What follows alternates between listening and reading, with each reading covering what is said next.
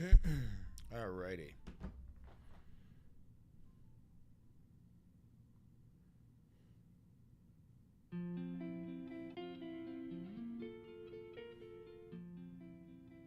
Morning.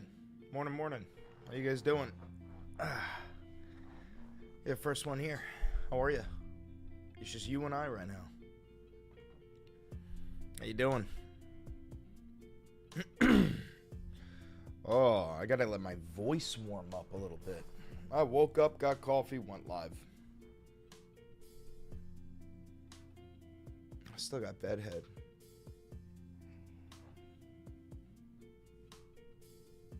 Oh, let me also adjust the gain on this mic. I feel like I'm quiet, yeah?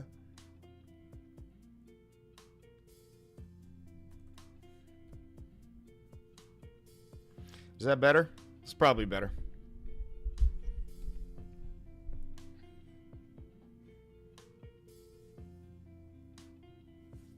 Luigi's still asleep, too.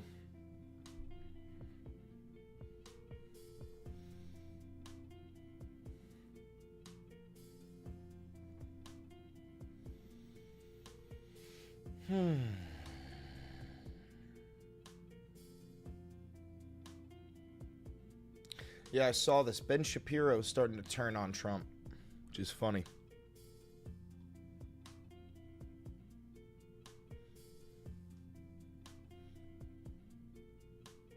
Dude, this woman is so scary looking.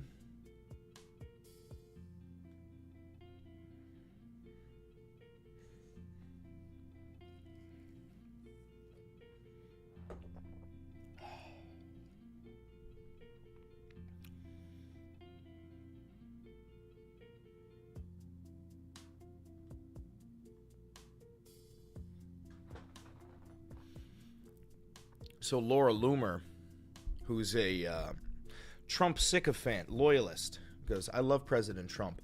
I would take a bullet for him, but I have to call a spade a spade. We cannot accept a $400 million gift from jihadists in suits. Qataris found the same Iranian proxies in Hamas and Hezbollah who have murdered U.S. service members, the same proxies that have worked with Mexican cartels to get jihadists across our border. This is really going to be such a stain on the admin if this is true, and I say that as somebody who would take a bullet for Trump. I'm so disappointed. So we've got Trump loyalists starting to fall.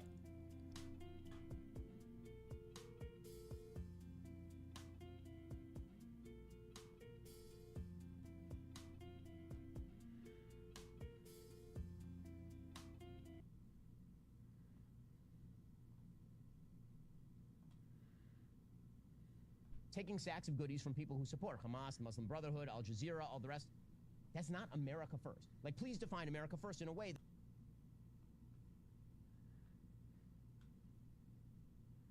Taking sacks of goodies from people who support Hamas, the Muslim Brotherhood, Al Jazeera, all the rest. That's not America first. Like, please define America first in a way that says you should take sacks of cash from the Qatari royals who are behind Al Jazeera. It just isn't America first in any conceivable way. So, back to the original question. Is this good for President Trump? Is it good for his agenda? Is it good for draining the swamp and getting things done? The answer is no, it isn't. It isn't. If you want President Trump to succeed, this kind of skeezy stuff needs to stop. And here's the thing. It's already having an impact. It's already having an impact. Quick example. Last week, the Senate considered a procedural vote on the so-called Genius Act. This is an act that should have had wide bipartisan support. The Genius Act helps deregulate the crypto industry, an area that's vital for America's economic development. As you all know, I'm a big fan of crypto. I own Bitcoin, some Ethereum. If you want to watch me explain why crypto is fascinating and useful, check out my YouTube video on the subject.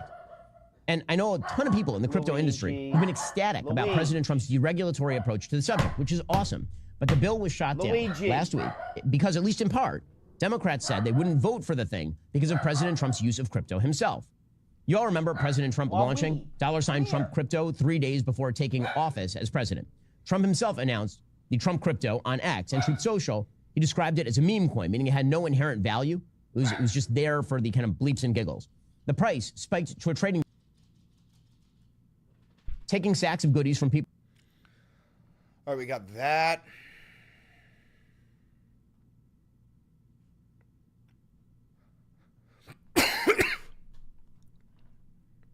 Mark Levin is turning on him too.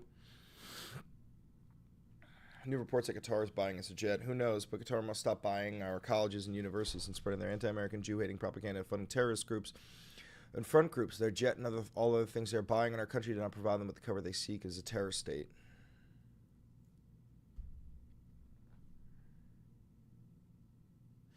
Hey, making an argumentative text about why donors Trump is a bad president for my English class.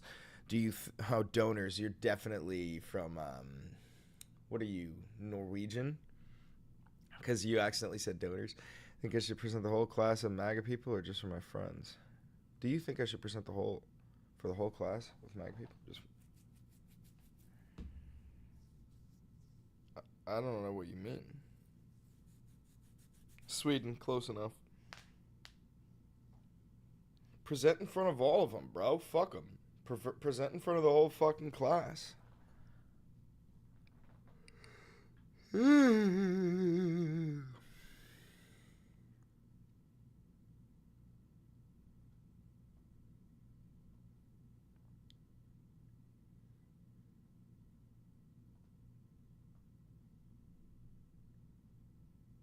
Different than a gimme putt.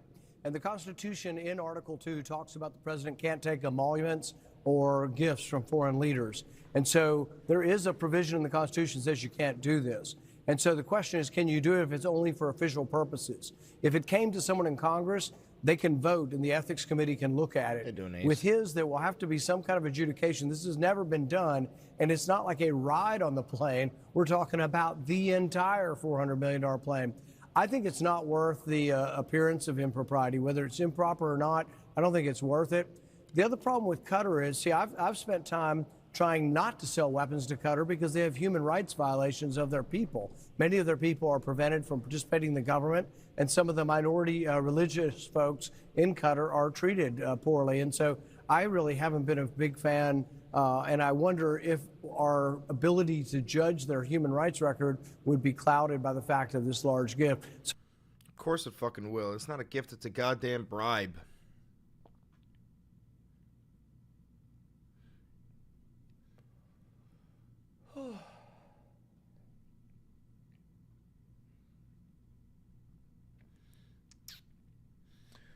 Oh yeah, this is like a MAGA rat.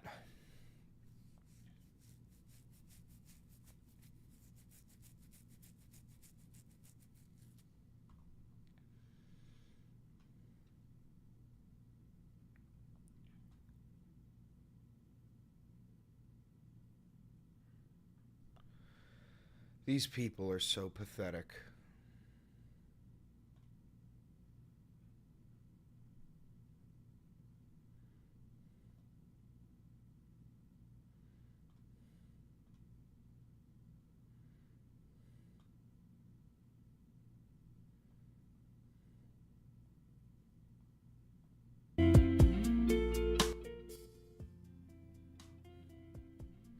Good morning, everybody. Good morning.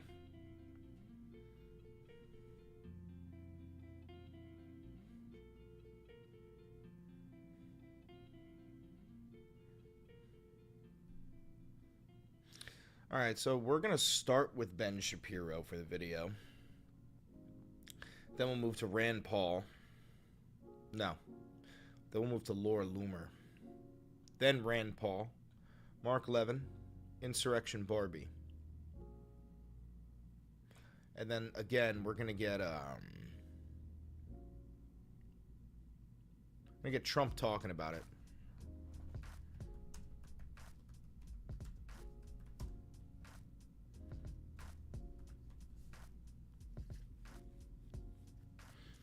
Can we pray for Jason Tatum's Achilles? I don't know who the fuck that is, bro. I ain't no sports guy.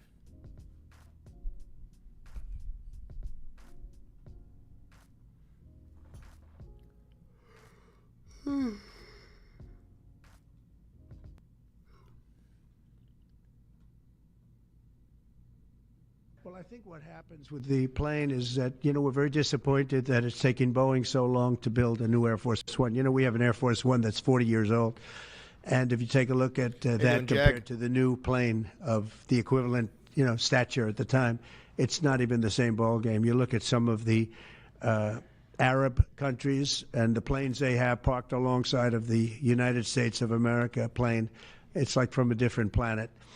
And it's close to 40 years old, might be more than 40 years old now. And we, when I first came in, I signed an order to get it built. I took it over from the Obama administration. They had originally agreed. I got the price down much lower. And then when the election didn't exactly work out the way that it should have, it was totally a lot of work was not done on the plane because a lot of people didn't know. They made change orders that were so stupid, so ridiculous. And it ended up being a total mess, a real mess. And when I came back, I said, by the way, what's going on with the Boeings that are coming in? Well, sir, they're way behind. And they are. They're way behind. They were way behind. Another mess that I... Not going to lie, this is my first comment, but I've been watching your lives for a hot minute now. You have no idea how much I look forward to your videos, man. Thank you, John Oliver. I really appreciate that. Thank you for tuning in. And just so you know, most of when I make content, I engage with my viewers. I engage with my chatters.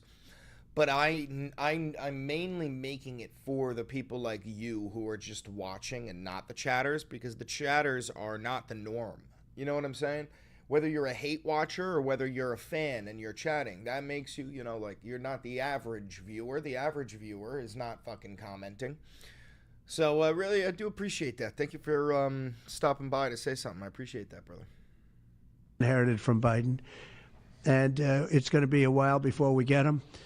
And I think Qatar, who has really, we've helped them a lot over the years in terms of security and safety. I think they, and very, very nicely, and I have a lot of respect for the leadership and for the leader, Qatar.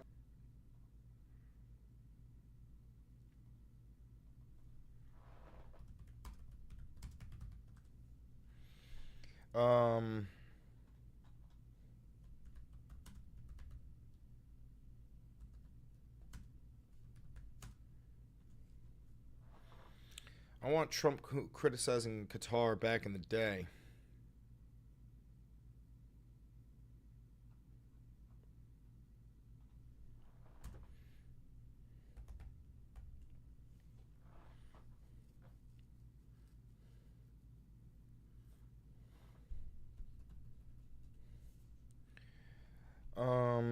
Do you have links to clips of Trump criticizing?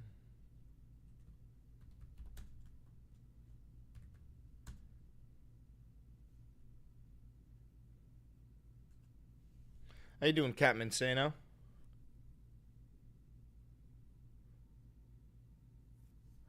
Yeah, I know this. I know. Hold on.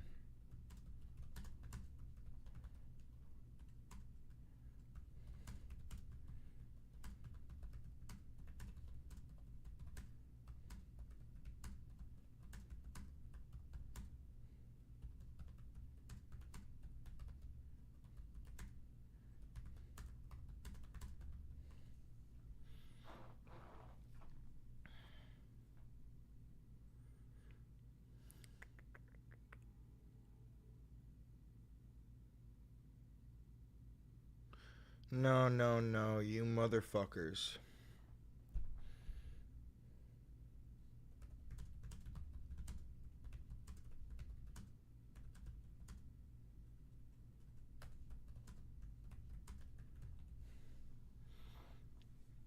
You're about to start trucking back home. Good God.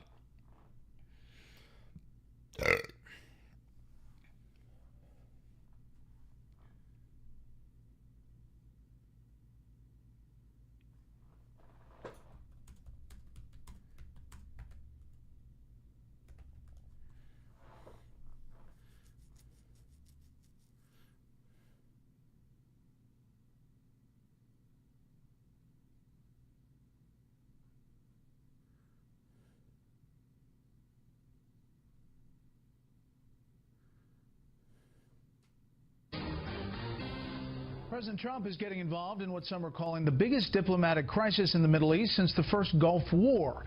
Correspondent Rich Edson fills us in tonight from the State Department. President Trump has sided with Saudi Arabia and its Arab partners against Qatar in a diplomatic dispute that is isolating Qatar and threatening Gulf cooperation. Saudi Arabia, the United Arab Emirates, Egypt, Bahrain, and others have cut diplomatic ties over what they say is Qatar's support of terrorist groups. The president tweeted, quote, "During my recent trip to the Middle East, I stated that there can no longer be funding of radical ideology. Leaders point to Qatar. Look. So good to see the Saudi Arabia visit with the king and 50 countries already paying off. They said they would take a hard line on funding extremism, and all reference was pointing to Qatar. Perhaps this will be the beginning of the end to the horror of terrorism." Traveling in New Zealand, the Secretary of State offered a more neutral assessment, saying the U.S. is hopeful these countries can find a way to resolve their differences. As to the president's tweets, the president has his own unique way of communicating with the American people and the world.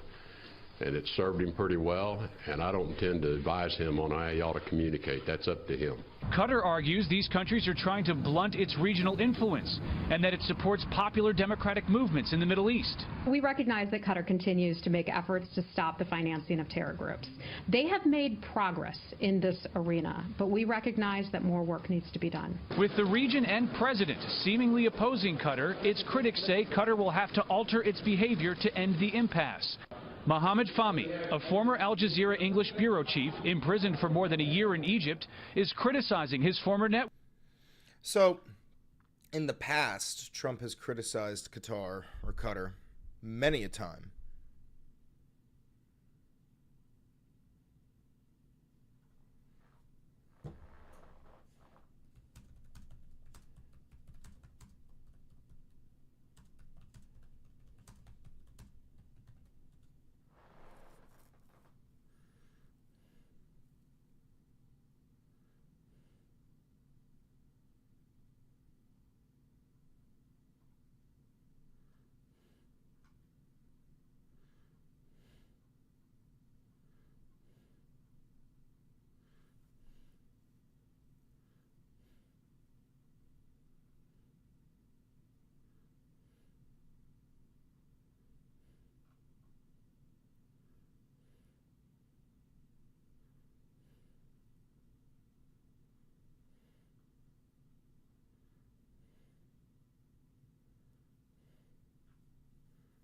Okay.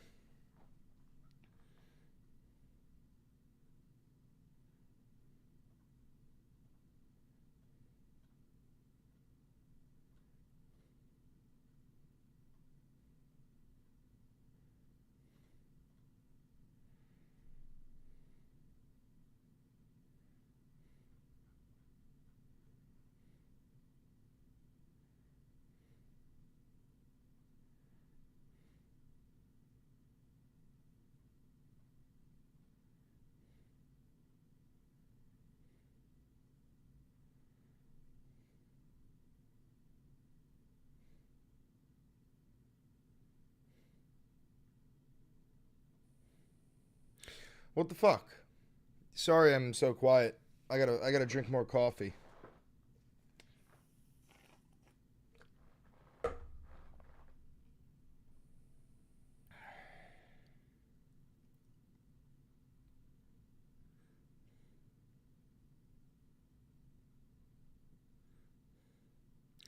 What up, what up, what up, what up?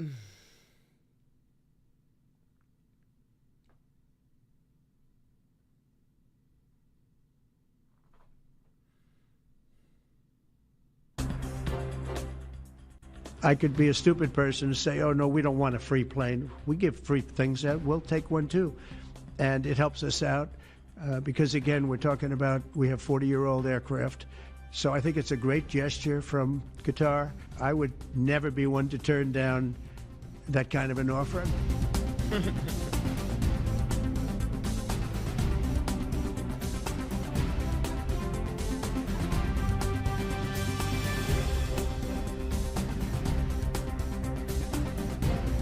It's kind of a bop.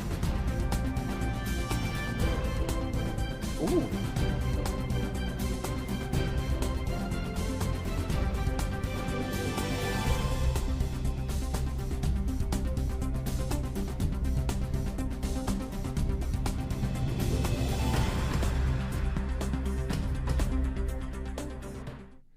Bro, that was a Boppington. What the fuck does the Hill have going on? I could be a stupid person. Oh, yeah, I saw that Hassan got stopped and questioned by ICE. I did see that. I did. Welcome to America.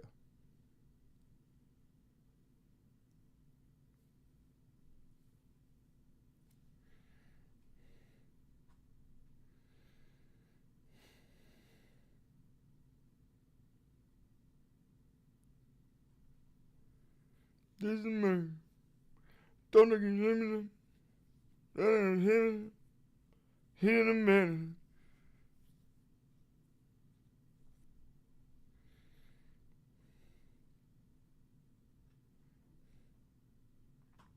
All right. Let me start recording real quick. We're going to make a quick video.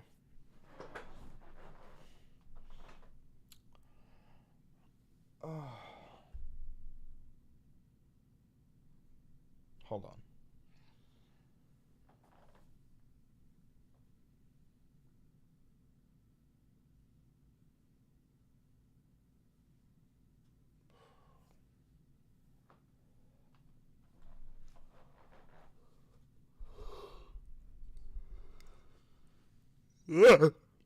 All right.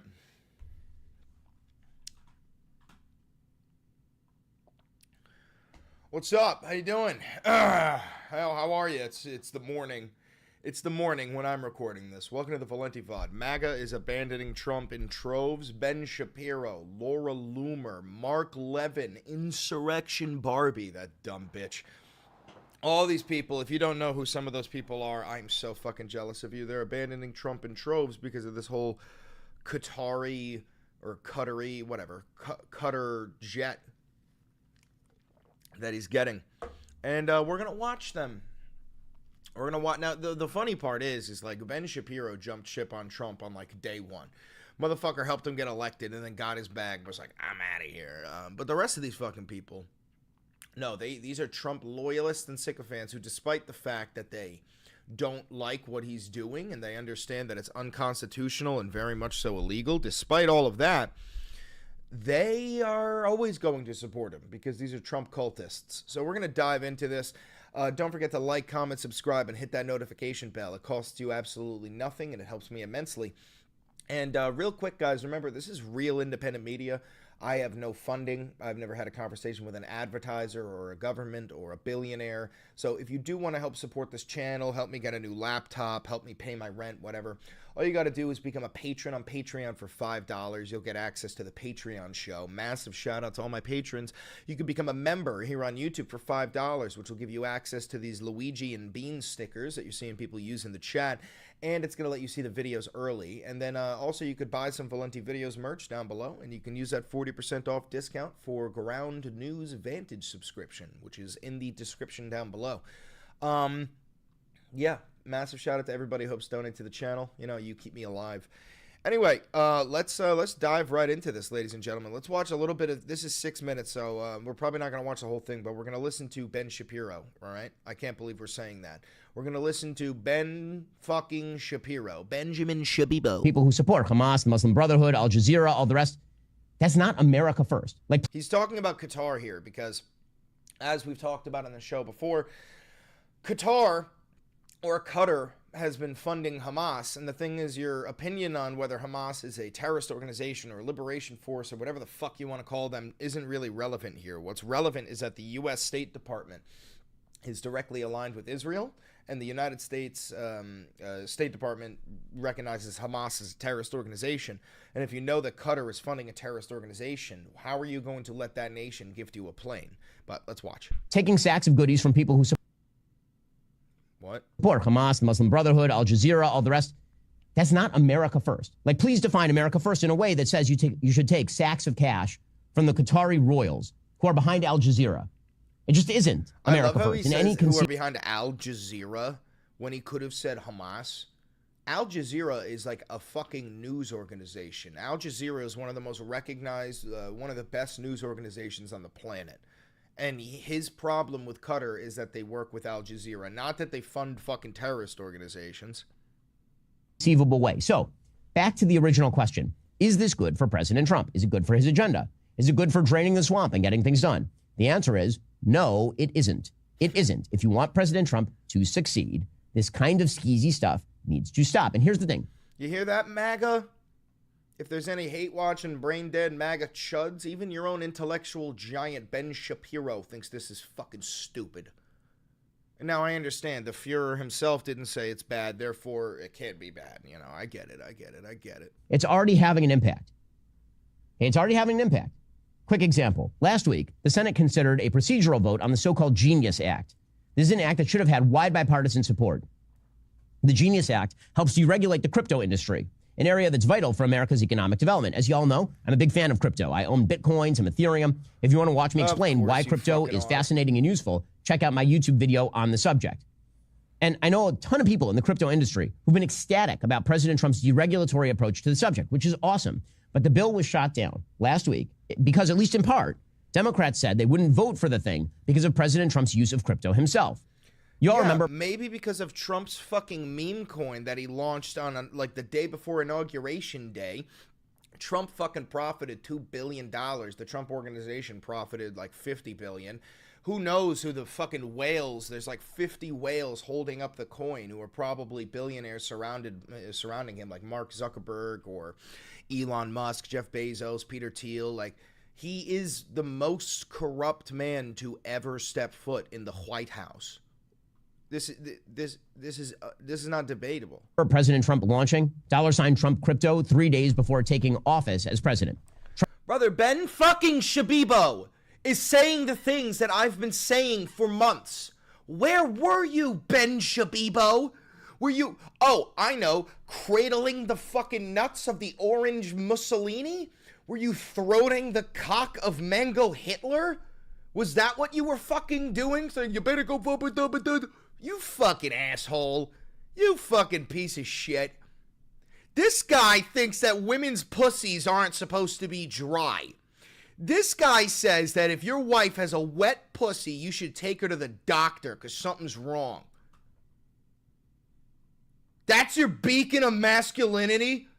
You fucking losers. Trump himself announced the Trump crypto on X and Truth Social. He described it as a meme coin, meaning it had no inherent value. It was just there for the kind of bleeps and giggles.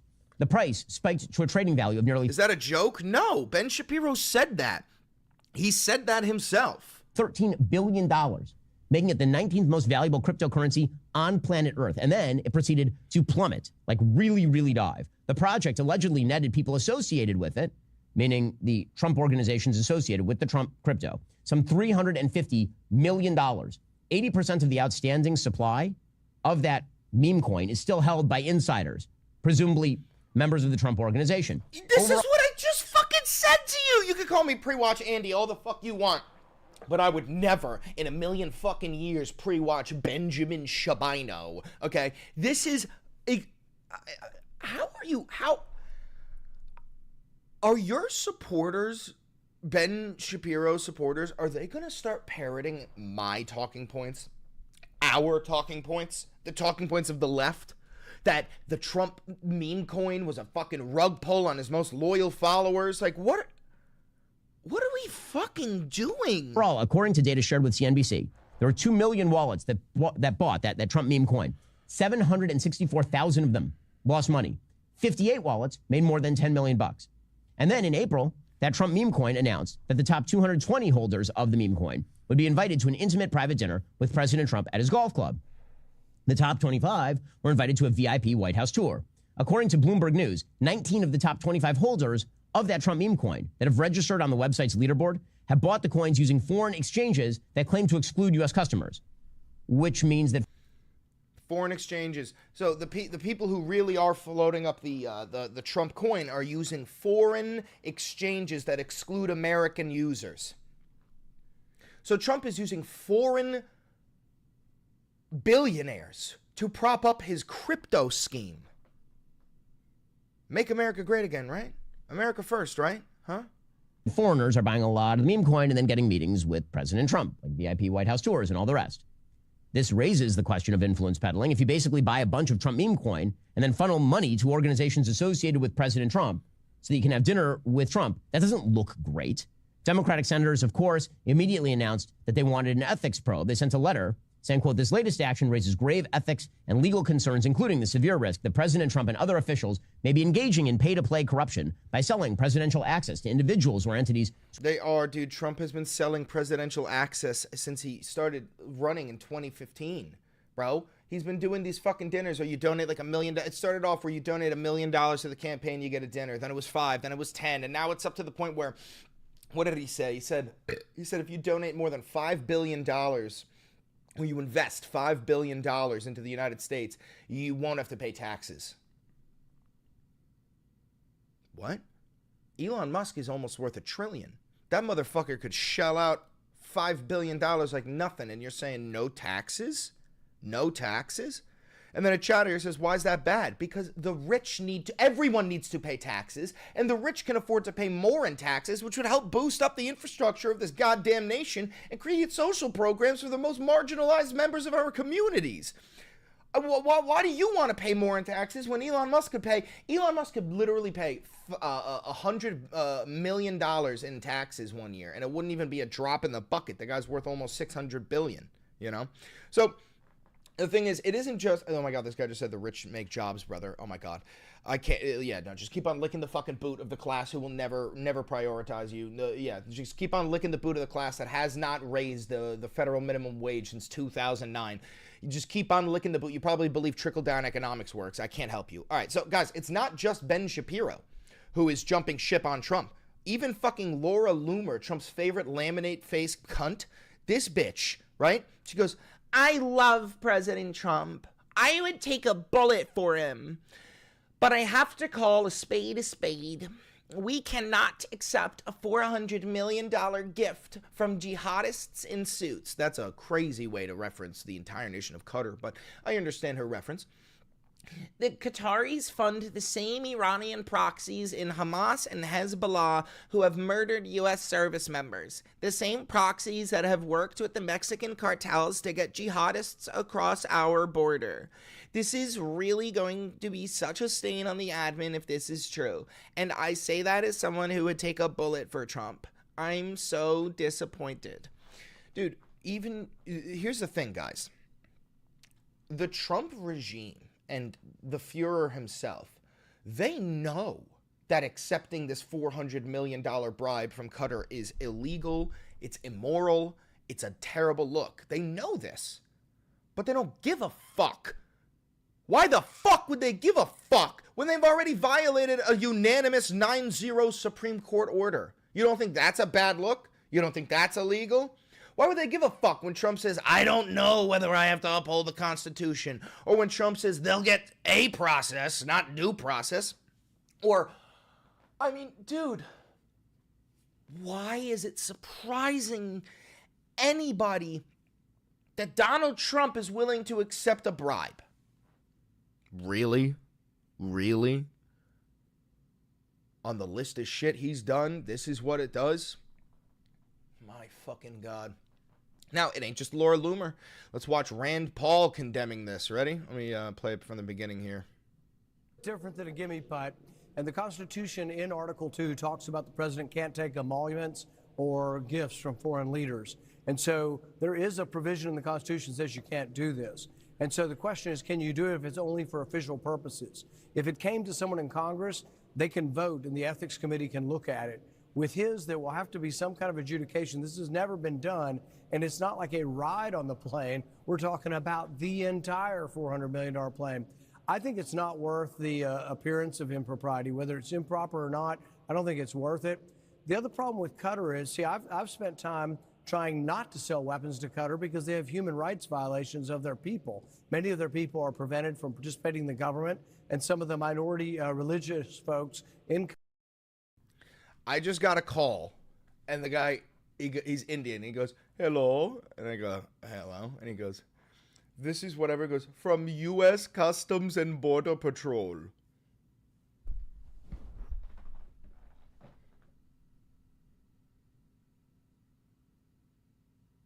What?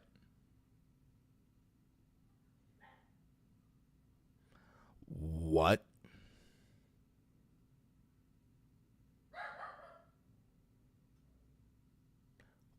what? Oh, this nation is going to hell in a motherfucking handbasket. Qatar are treated poorly, and so I really haven't been a big fan, and I wonder if our ability to judge their human rights record would be clouded by the fact of this large gift. So of course it will. Our ability to judge any nation with Trump as the president is going to be affected because Trump is the most easily bribed person who's ever stepped foot in the White House. Okay? I could bribe Trump.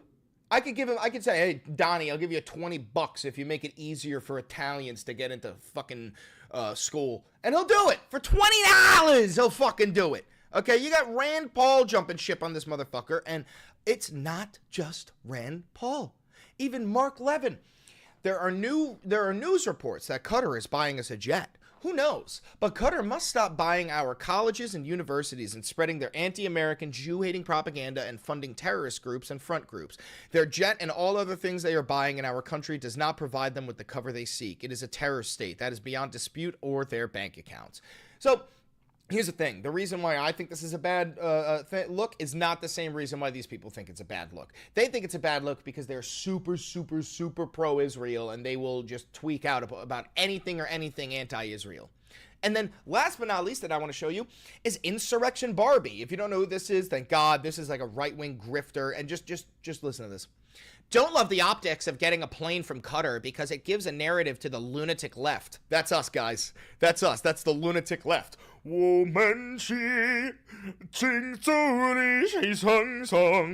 So she goes, because it gives narrative to the lunatic left. Don't love Qatar or their funding of terrorism. That being said, the plane won't even be ready for 3 years, and President Trump will not be crafting Middle East policy based on a plane. This bitch is injecting copium straight into her veins. I don't love this, but that being said, it won't even be ready for 3 years. Dude, so the right's ideology right now is close your eyes, plug your ears, and go, and wait until the next thing happens so that we just forget and move on. And that's exactly what's going to happen. That's what's going to happen because this new news cycle, you know, they flood the zone with as much information as they possibly can. All they want is for you to be distracted, right? Everyone and their mothers is throwing out every piece of disinformation at the wall to see what sticks from both sides to influence public opinion. I only listen to what POTUS says, and what he says is that Iran won't have a nuclear weapon and he will work toward peace. Toward peace in the Middle East. When I see him doing something contrary to that, I'll be the first one to call it out. Until then, stop letting the media on either side whip you into a frenzy. Consume information, process it calmly, and see what happens.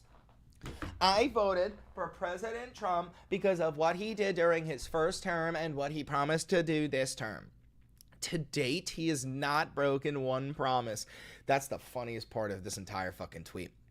But don't worry, guys. We're going to get a little bit of information straight from the fucking horse's mouth.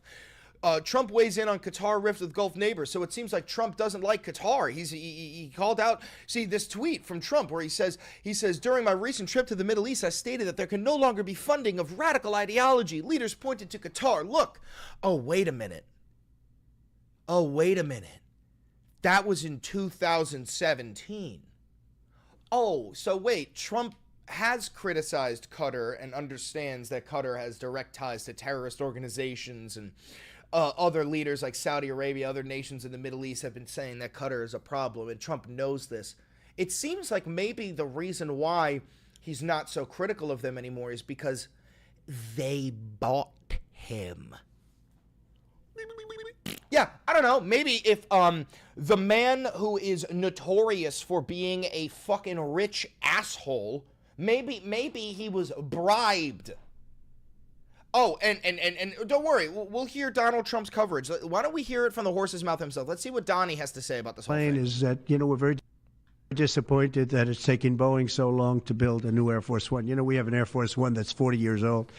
And if you take a look at that compared to the new plane of the equivalent, stature at the time, it's not even the same ballgame. You look at some of the Arab countries and the planes they have parked alongside of the United States of America plane. It's like from a different planet. And it's close to 40 years old, might be more than 40 years old now. And we, when I first came in, I signed an order to get it built. I took it over from the Obama administration. They had originally agreed. I got the price down much lower. And then when the election didn't exactly work out the way that the rigged election of 2020. A lot of work was not done on the plane because a lot of people didn't know. They made change orders that were so stupid, so ridiculous. And it ended up being a total mess, a real mess. And when I came back, I said, by the way, what's going on with the Boeings that are coming in? Well, sir, they're way behind. And they are. They're way behind. They were way behind. Another mess that I inherited from Biden. And it's going to be a while before we get them. And I think Qatar, who has really, we've helped them a lot over the years in terms of security and safety. I think they, and very, very nicely, and I have a lot of respect for the leadership and for the leader, Qatar. For the leader of the Qatar. Thank you for the $2 donation, Rocky Lucid. Good morning. Thank you for the $5 donation, Carl Schultz. Some money toward the coffee funds to help keep up the good fight. Thank you. And I think they knew about it because they buy Boeings. They buy a lot of Boeings. And they knew about it. And they said, we would like to do something. And if we can get a 747 as a contribution to our Defense Department to use during a couple of years while they're building the other ones, I think that was a very nice gesture. Now, I could be a stupid person and say, oh, no, we don't want a free plane. We give free things out. We'll take one. This motherfucker, this is the same guy who will say, in the same breath, he'll go, nothing's free, nothing's free. You know, like, there's no such thing as a free lunch. You ever heard that before, you MAGA fucking chuds? Do you think that Qatar just handed him a $400 million jet for no reason whatsoever? That there's no... Even if it's not a written agreement, even if it's like, hey, will you just give us better treatment? How do you not register this? How does this not go through your fucking dumbass, thick-ass skulls? Thank you for another $2 donation from the Dream here for Luigi. I appreciate that. Too. And it helps us out because, again, we're talking about we have 40-year-old aircraft. The money we spend, the maintenance we spend on those planes to keep them tippy-top is astronomical. You wouldn't even believe it. So I think it's a great gesture from Qatar. I appreciate it very much. I would never be one to turn down that kind of an offer. I mean, I could be... Of course you wouldn't, bro. You're a fucking billionaire. Stupid person say, no, we don't want a free, very expensive airplane. But I thought it was a great gesture. Sweet fucking Jesus Christ, dude. All right, so listen. You saw it with your own mouth. I mean, with your own eyes. You saw it with your own eyes. Ben Shapiro, Laura Loomer, Mark Levin, Rand Paul, Insurrection Barbie. The right, especially the incredibly pro-Israel right? They are the ones who are tweaking out about this. This is like a bipartisan thing where people are like, not only is this fucking illegal and unconstitutional and the largest gift and it's clear bribery, but of all nations, it's Qatar. It's Qatar. You know what I'm saying? We just got a $35 donation. I don't know what money it is. It says Czar. As a white South African, I loved your video on the refugee bullshit. It's ridiculous. Enjoy some refugee money. Thank you, my fellow apartheid enjoyer. I'm totally fucking kidding. That's so insane of me. But anyway, listen, you're seeing it with your own mouth. MAGA's abandoning Trump on this issue because it's just like not only is it the most blatant form of corruption and bribery that I've ever seen from the White House, but it's from a nation that funds Hamas in the middle of this genocide that Israel is committing, that we in the United States Department of Defense is on the side of the genocidaires, Israel and Benjamin Netanyahu. So it's fucking crazy. That's all I got for you. If you're live, you stay. We're going to keep going. If you're watching this pre-recorded, don't forget to like, comment, subscribe, hit that notification bell, donate to me, become a patron, become a member, buy merch, use the discount code, and click that video over there. I promise you it's an absolute fucking banger. I'll catch you later.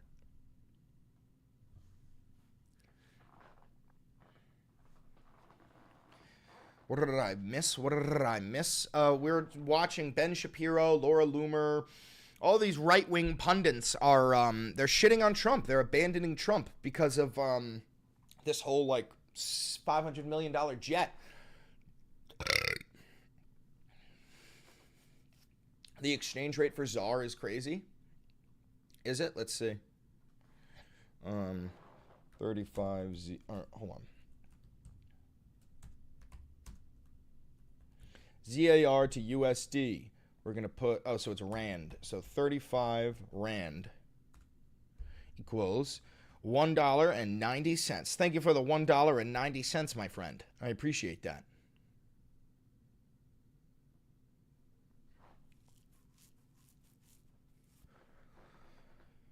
Nixon 5. Beautiful. We love to hear that. We love to hear that. We love to hear that. Should we get this video uploaded? Make a quick thumbie. Let's make a quick thumbie. I want that jet. Let's see if we could find a picture of the jet. Qatar 400M jet. Oh, Pansy! I want this giant Qatar jet. Hold on. Qatar jet. A quick thumbie. A quick thumbium Shatner. Ooh, there we go. There we go. There we go. We're going to save that one.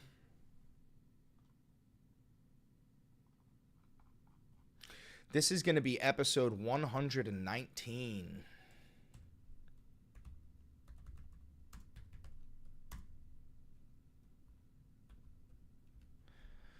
Episode 119. All right, we're going to lose some frames for a second. We're going to lose a little bit of framage. Just a slight bit of framage in front of the huzz.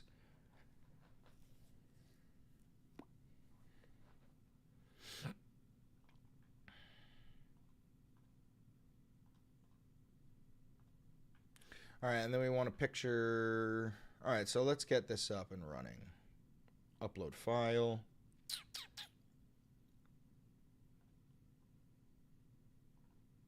Make it a tad bit longer, thumbie. Nothing too crazy. You guys are out of your mind. You guys are out of your fucking minds.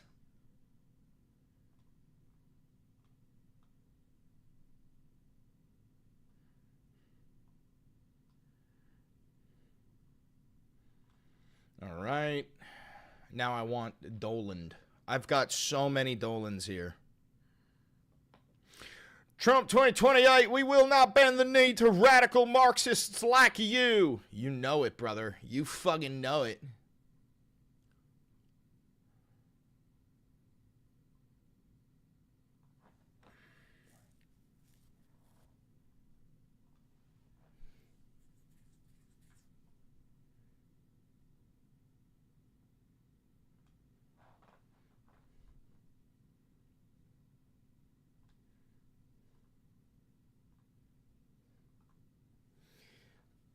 Can I say this? I was going to say, I'm going to come.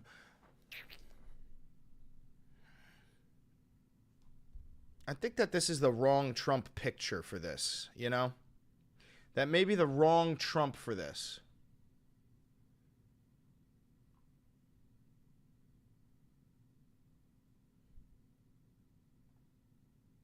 I think that's the perfect Trump for this, right?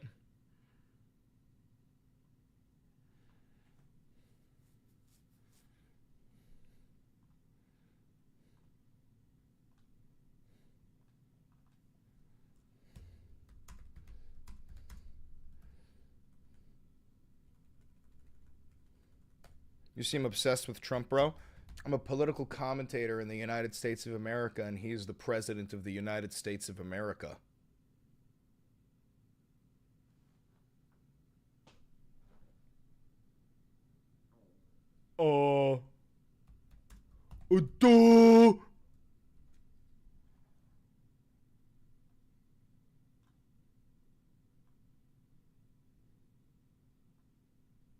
Like, you got pics of him, which is weird. Brother, he's the president of the United States of America, and I am a political commentator. This is literally what pays my bills. This is my job. Of course I have pictures of him. Smokey SMK just became a loyalist. W Smokey. W Smokey.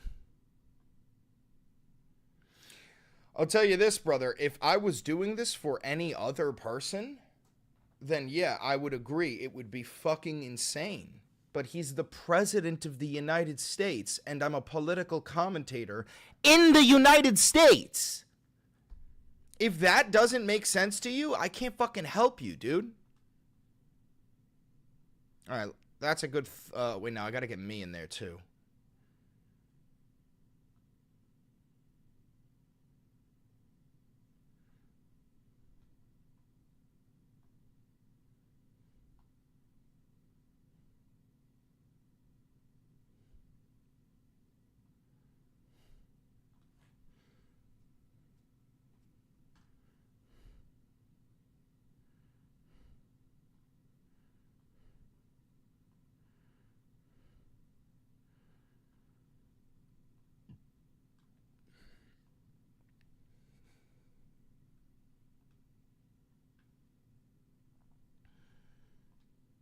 Chris, you're so handsome. Thank you. Appreciate that.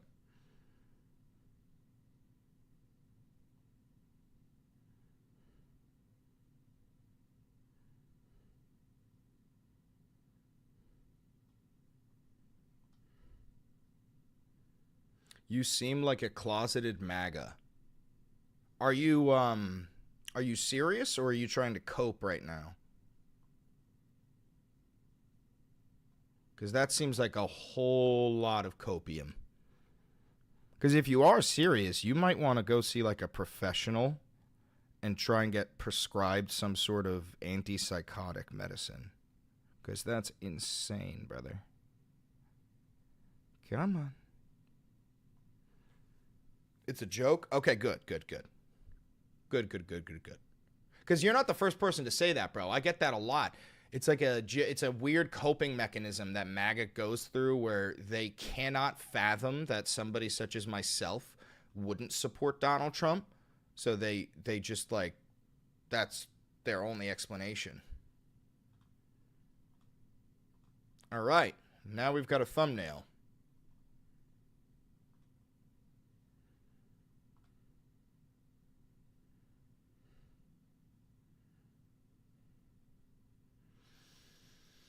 All right, we're going to lose some frames while I get it uploaded.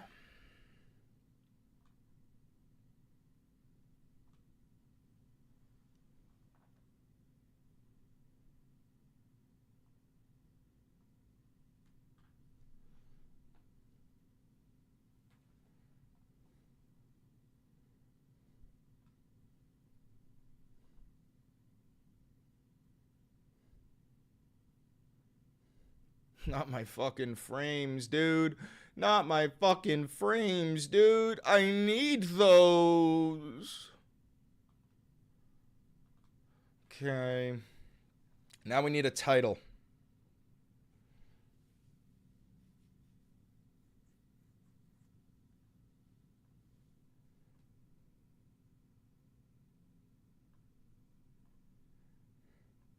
All right.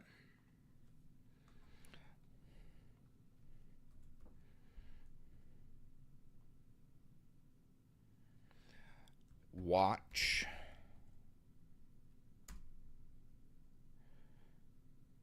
Ben Shapiro, Laura Loomer, and more MAGA. All right, now, how about MAGA is abandoning Trump over this ... Thank you for the $1 donation, OBK. Ben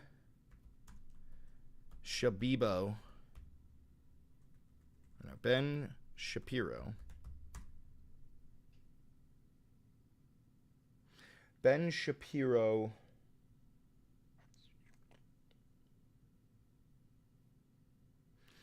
yips like a bitch. Now, Ben Shapiro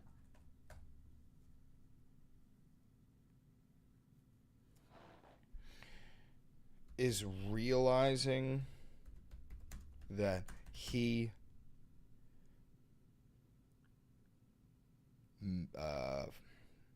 Can you say fucked up? No. Ooh, rats jumping out of a sinking ship. Yep. Rats bailing from a sinking ship. Yeah.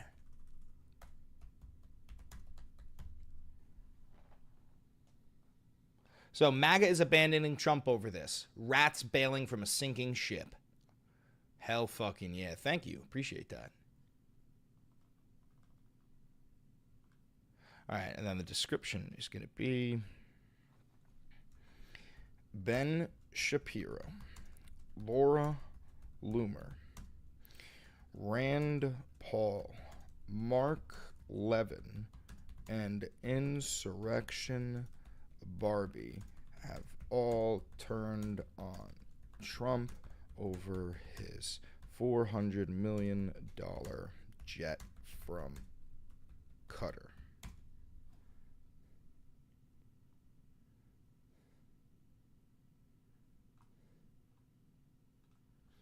Let's get that description in there.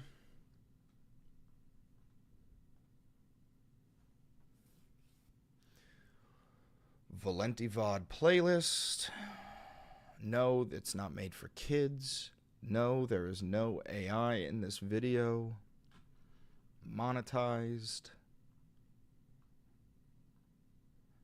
Inappropriate language. End screen.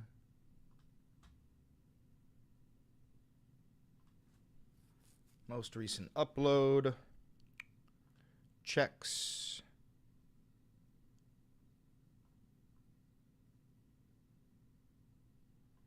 Public. MAGA is abandoning Trump over this. Rats bailing from a sinking ship. Got it. And publish.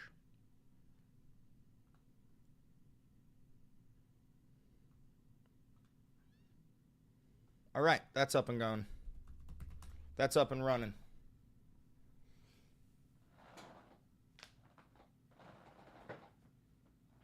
Nobody's leaving MAGA.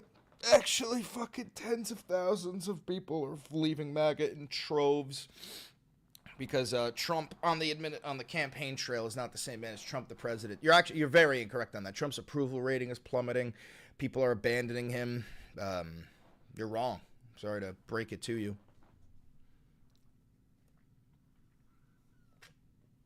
I think I have some crazy shit to show you. If I could find it. Yo, I just joked a bit. Shut the fuck up, bro.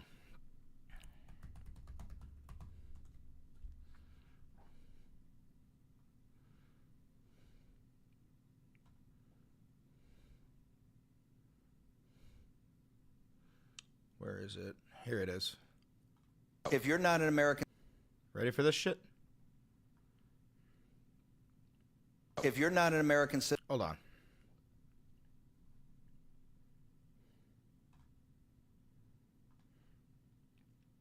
What's up, guys? Welcome to another episode of the Valenti VOD. I'm your perfect and humble leader, Chris Valenti, and we are about to watch a interview that Steve Bannon, Herman... Wait, that's not his fucking name. Hold on. His name is not Herman. It fucking was Herman! Damn it! Okay.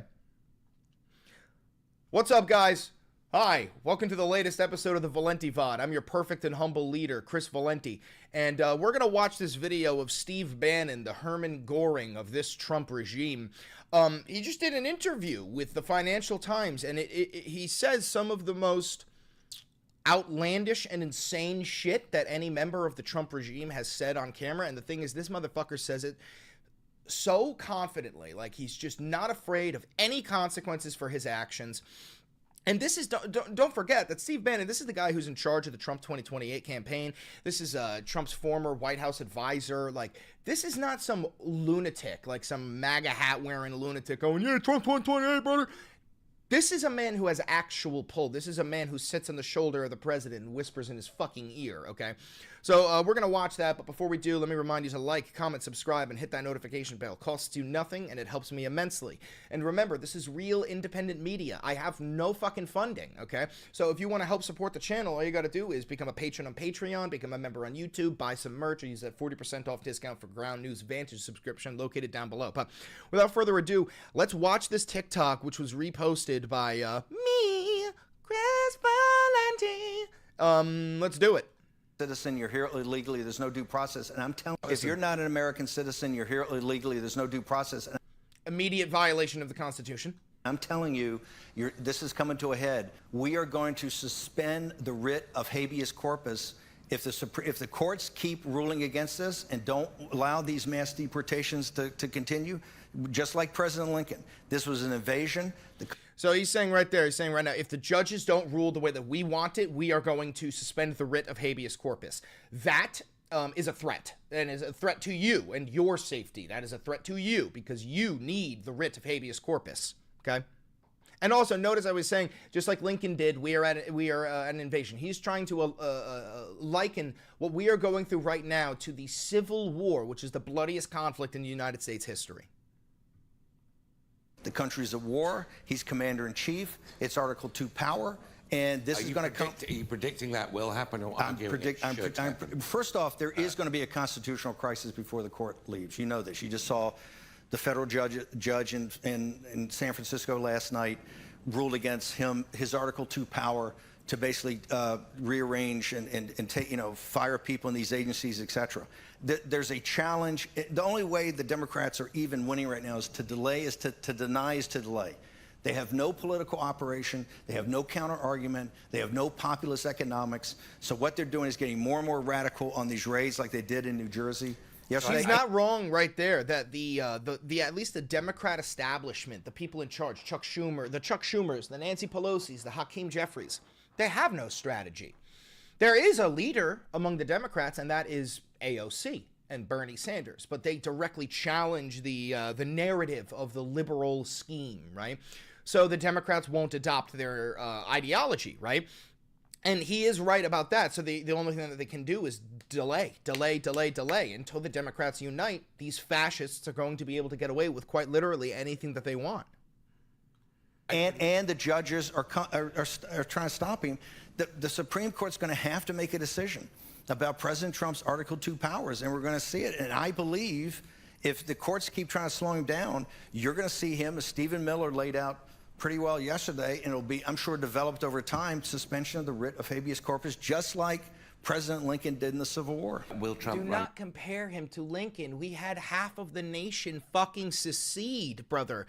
That is not the same as undocumented immigrants illegally crossing the border. They are not a militant group. That's not reality. And again, guys, I understand that, like Trump has said a million times, like they're bringing their rapists and their murderers. 97% of all crimes committed in the United States are committed by United States citizens. And I know there's far more United States citizens, but that's not the only statistic, okay?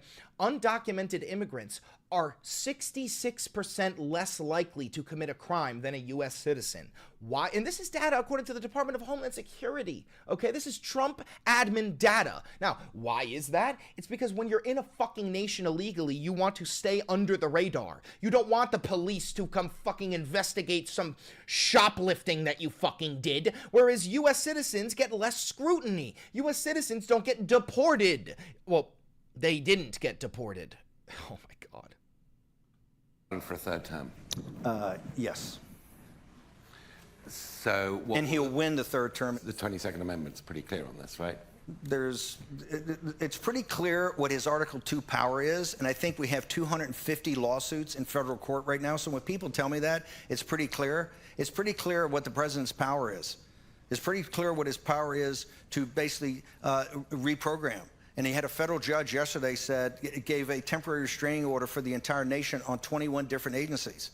So when I hear that argument, I say, hey, the Constitution's clear on a lot of things until it's defined. President Trump will run again. He will run again, and he will win again, and he'll be the president on the afternoon of January 2029.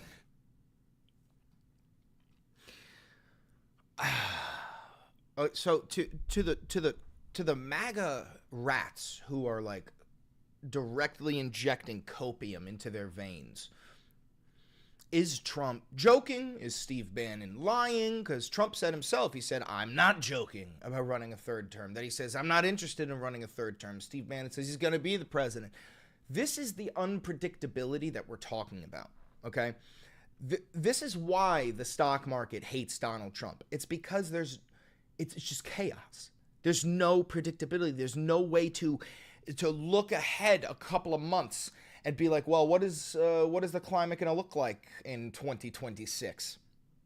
I don't even know what fucking July 4th is going to look like, let alone 2028. And then at the same time, another thing that I want to point out is that you cannot vote for Donald Trump in 2028 and still consider yourself a patriot, right? Because to be a patriot is to uphold the Constitution. And to vote for him in 2028 is to forsake the Constitution. So we have reached a point in American politics where Republican voters are going to have to choose between the Constitution or Dolan Ducey. That's it. Which one matters more to you? The Constitution of the United States of America or Donald Trump? And what I want to do real quick before I end this video is pull up the chat, because we do actually have a brain-dead MAGA chud in here, and I want to get this in the video. His name is Koofs15. So just watch this. Just watch how unbelievably stupid these people are. Hey, Koofs15, which one matters more to you? The Constitution or Donald Trump? Let me get this so you guys can read it here. Which one matters more to you? The Constitution or Donald Trump, Koofs? Let's see. Let's see. The Constitution matters more to you. Okay, one question. Would you be okay with amending the 22nd Amendment for the sole purpose of Donald Trump running a third term? For the people watching this pre-recorded on YouTube, this is why you should come to the lives and hit the notification bell. Watch this. Ready? 3. He says, sure, if it's legal. There you go, folks. Let me make sure that pops up. There it is. Yeah, sure, if it's legal. Black background, Chris. Yeah, I don't have one ready to go, but there you go. So you see my point is this sort of lack of intellect is not just held by the people in power. It has infested the average American. There are just normal working class people who are like, yeah, let's just let Trump run a third term. Fuck the Constitution. Fuck the 22nd Amendment. Yeah. I can't tell you. I wish I could soften the blow for you, but we've reached that point in American history. It's terrible. Real quick, for those who are watching this pre-recorded, don't forget to like, comment, subscribe, and hit that notification bell. It costs you nothing and it helps me immensely. And if you want to help support the channel financially, become a patron, become a member, buy some merch, and use that 40% off discount code for Ground News. Also, click that video over there. I promise you it's an absolute fucking banger. Later.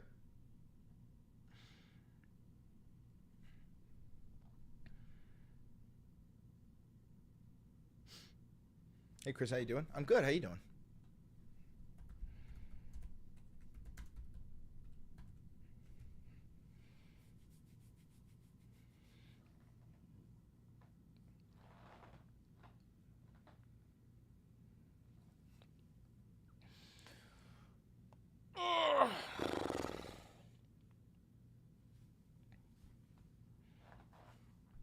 Any news on the Canada announcement? I don't know what that means. We got a free thinker here.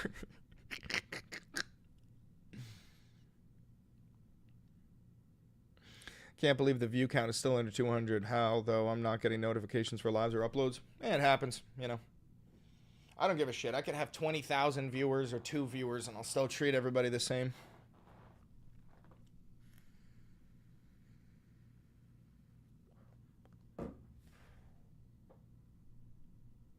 Did you guys hear that Half-Life 3 may come out?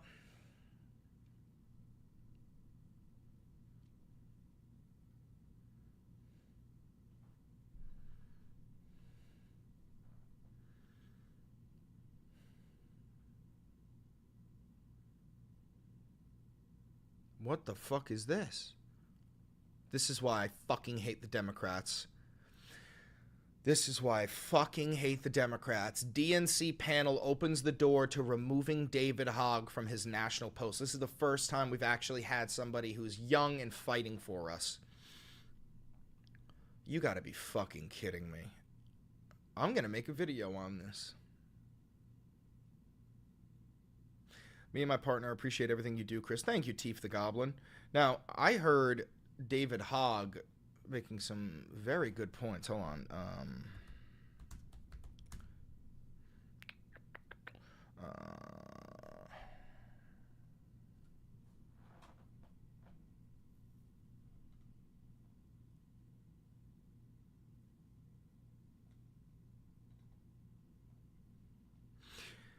Thank you for that $10 donation, WTV. All right, speaking of the Democrat Party, the self-proclaimed Party of Democracy is challenging one of their own as the DNC Credentials Committee voted to negate the results of Vice Chair David Hogg's election.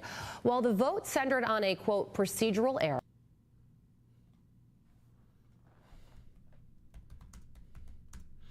Nelson just became a member for 3 months. If they remove him, we are extra cooked or well done burnt black. Oh, absolutely. Let's see. David Hogg. I think he was on NBC.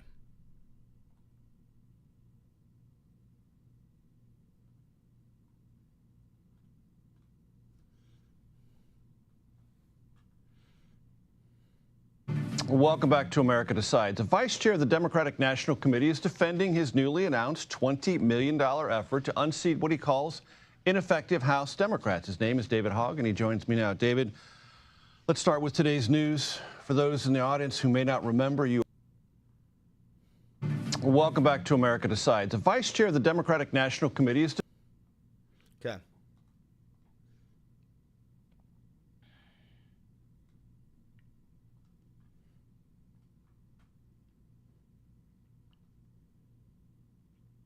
What's up? Welcome to the latest episode of the Valenti VOD. I'm your perfect and humble leader, Chris Valenti.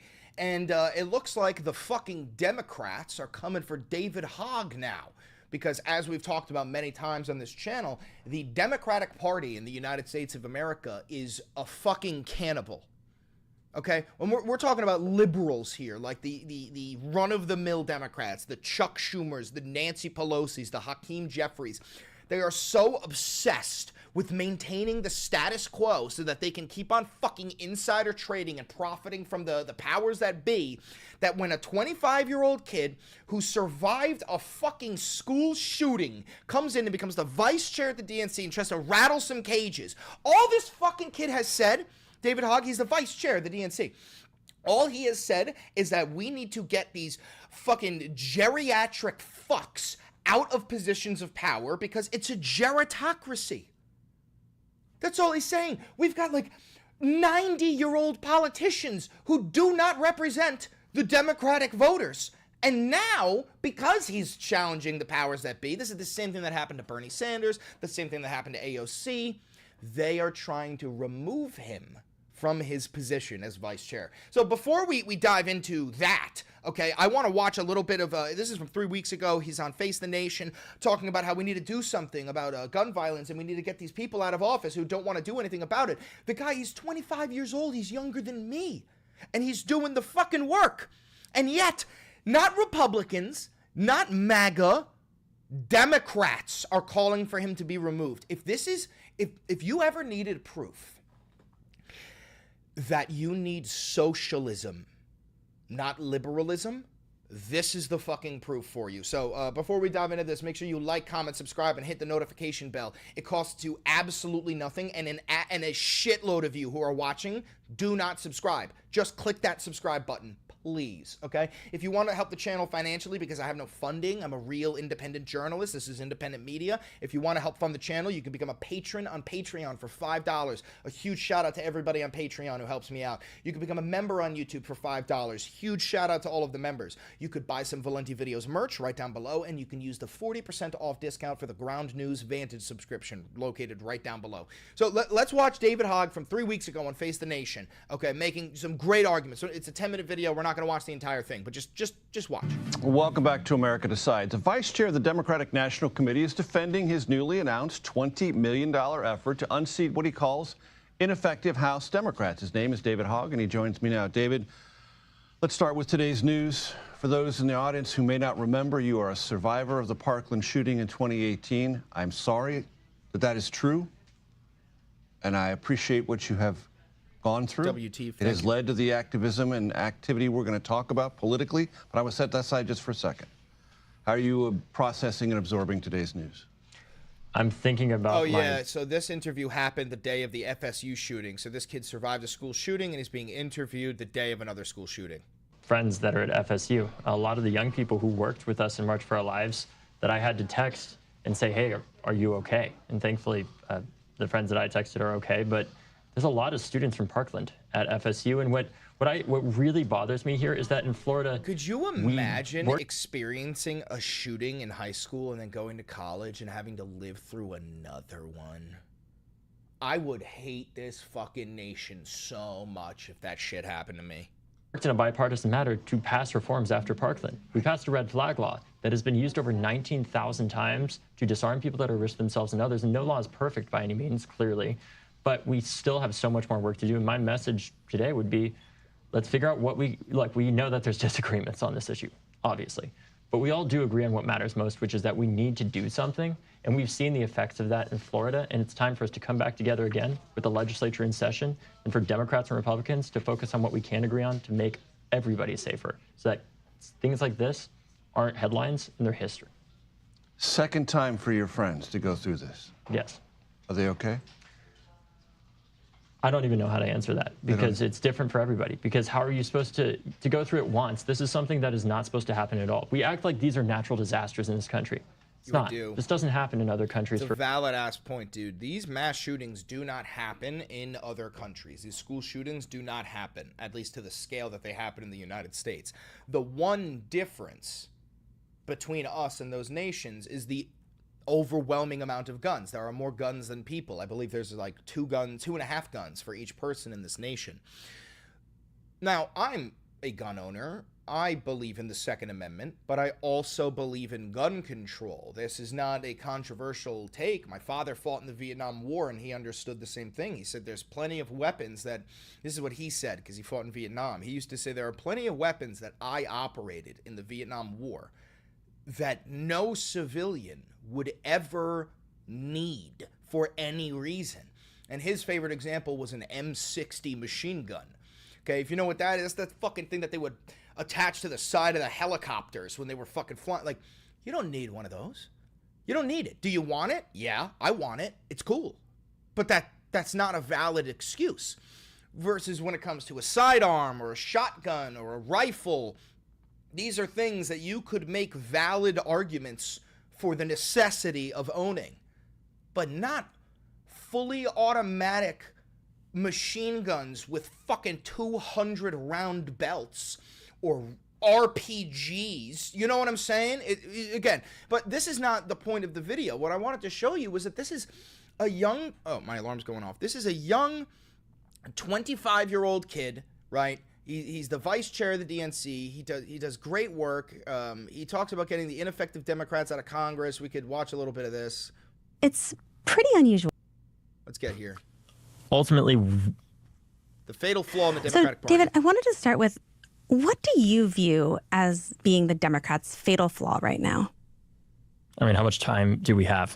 I'll just go back to the last election cycle where voters told us two things predominantly. They told us that the president's too old and prices are too high.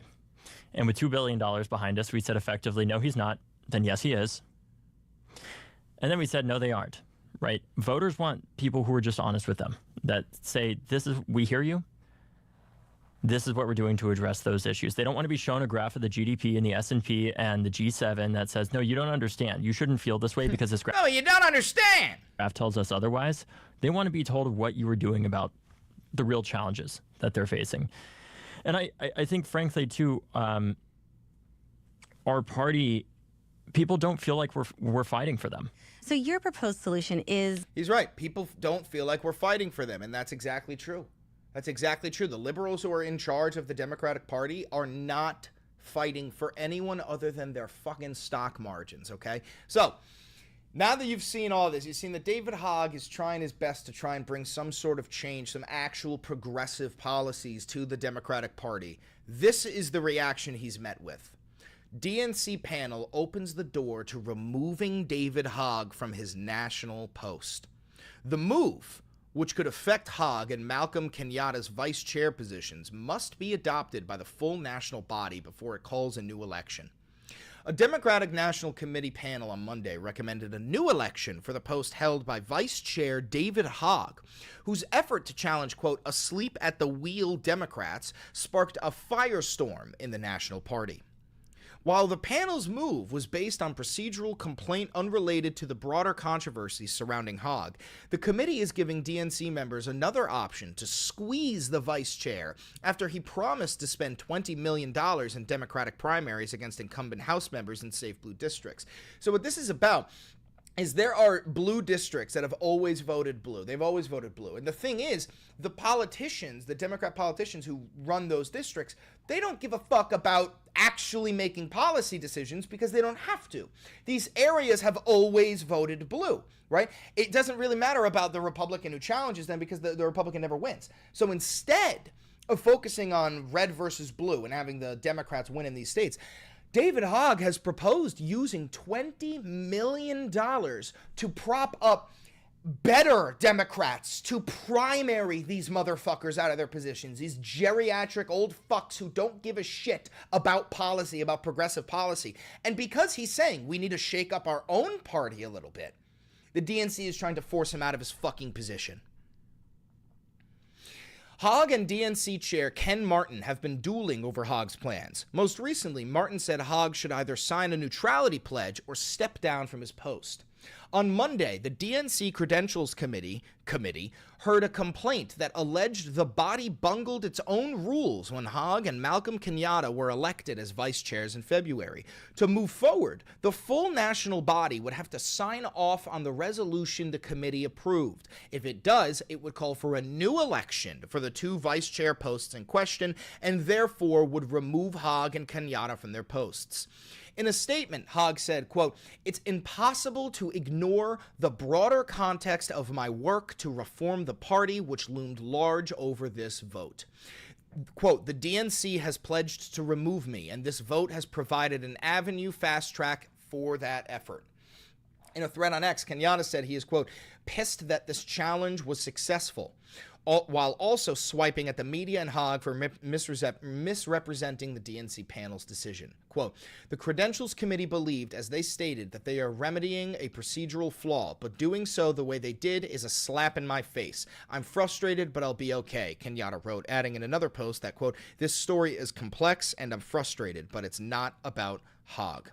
We need a DNC chair for this wartime footing who can use, Jonathan, the great power that people like Bob Strauss, Ron Brown, and others had to make our party big, the convening authority.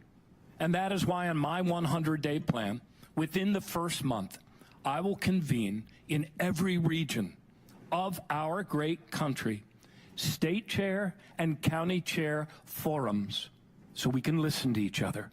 You want to know how to turn around a big organization that's down on its luck and down on itself and no longer believing it can win elections?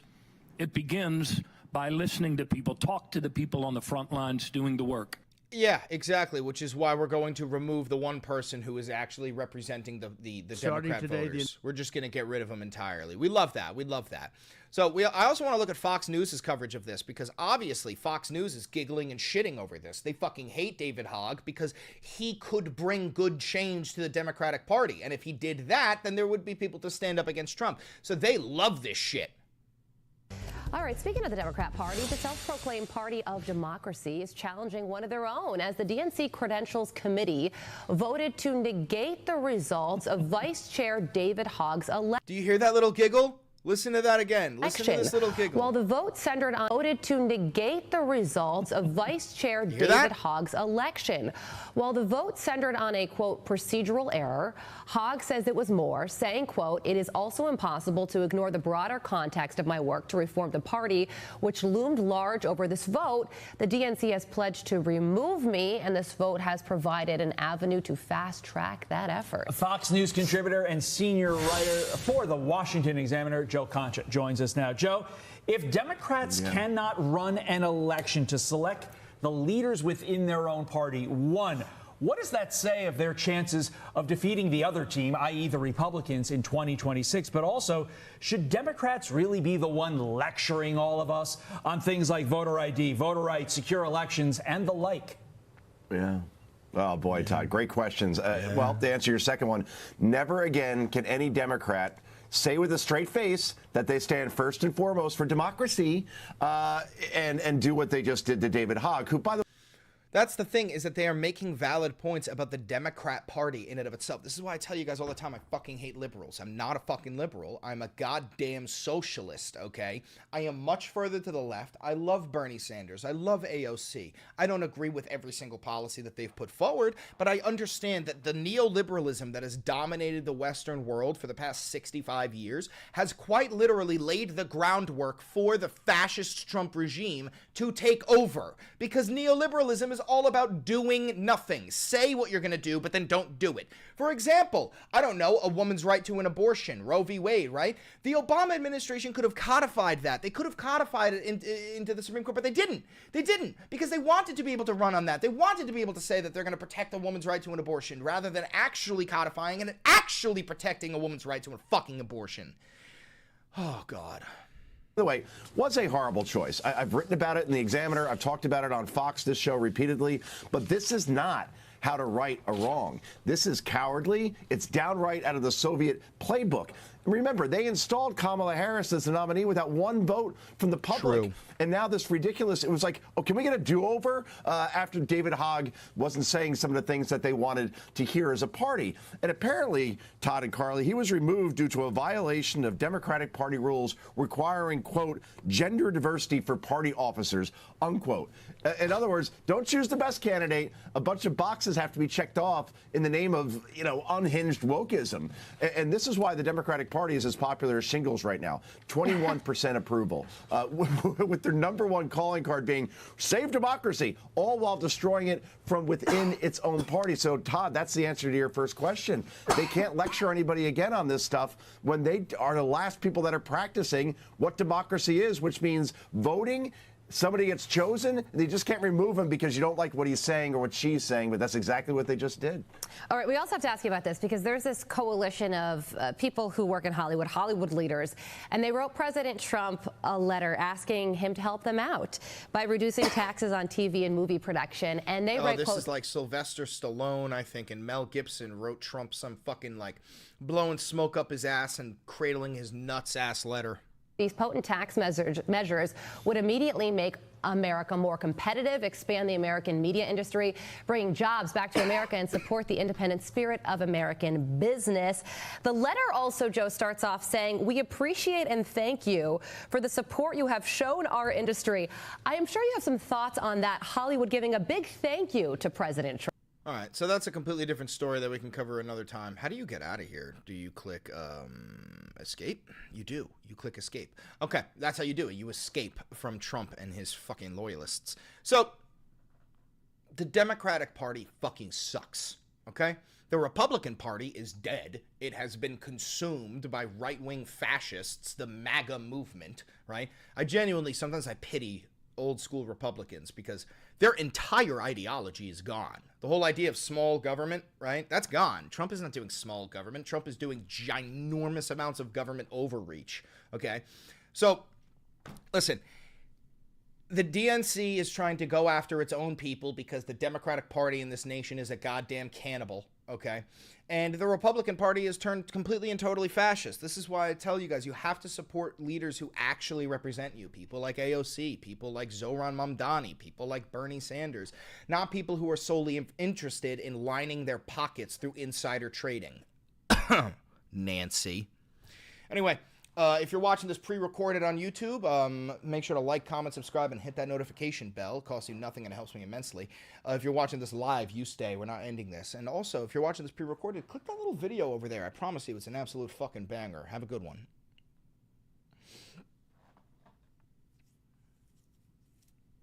Chris, you voted for Kamala. Indeed, I did. Yes.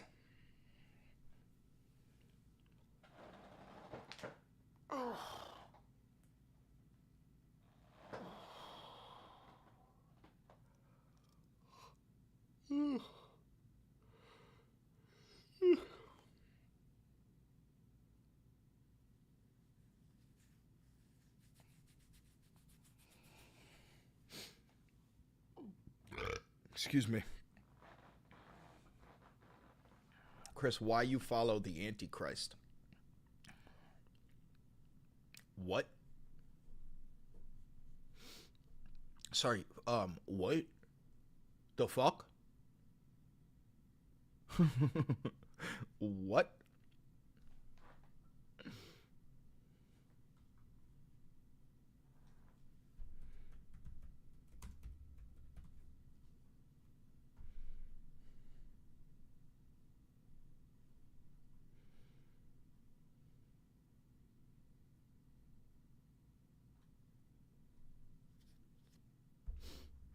The evil within you is strong. Turn back.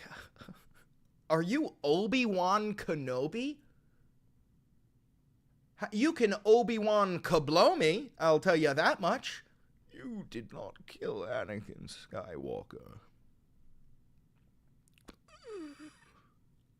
I did.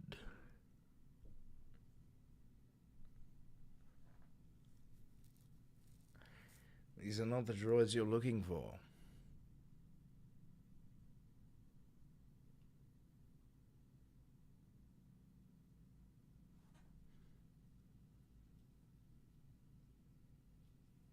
Funny, but Chris, stop being woke. You're in dangerous.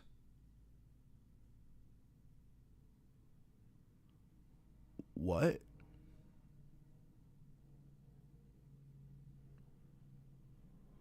What?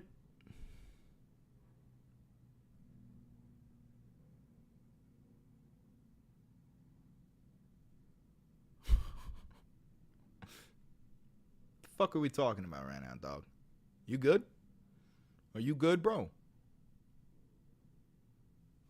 Are you good? Chris, is that your Discord? What do you mean? I don't have a Discord. I think Jack put together a Discord. Turn to MAGA, the common sense Christian party. Oh, yeah, bro. Because Trump posting a picture of him as the Pope, saying that he wants to be the Pope, being on his 5th wife, cheating on his wife with a fucking porn star and then paying her hush money.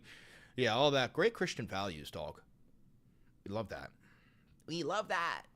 I love that. Yay!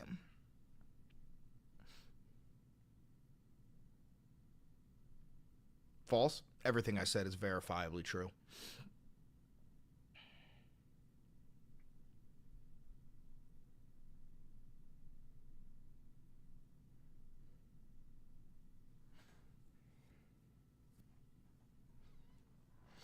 All hail Plankton!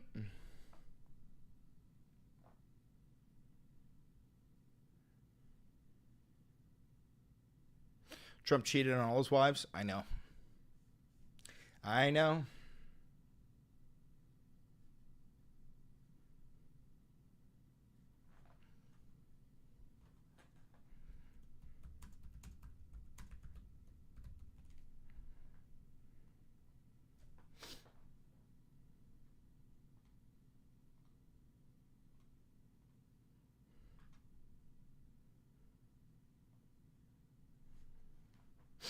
We got to get this guy arrested and turned to the cops. I agree, dude. Look at how fucking close he is with Jeffrey Epstein. These two were best friends for 10 years. I'm glad. So, Koofs, you're saying that we need to get Donald Trump. I agree. We should. Donald Trump needs to be arrested and sent somewhere, somewhere being a prison. I agree. This has to be a troll. No, he's not a troll. He's one of the most dedicated hate watchers I have. Koofs is one of those very, very proud to be fascists. Is Jack here or Matt? Nah, just me.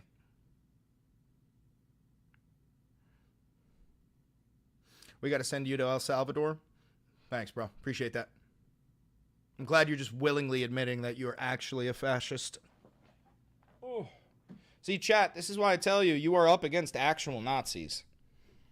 These are actual Nazis. That's what you're up against.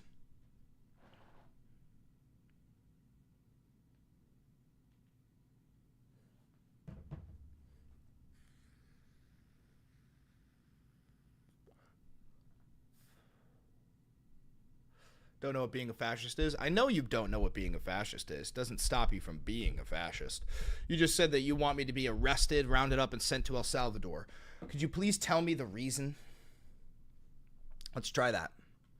Why do you want me rounded up and sent to El Salvador?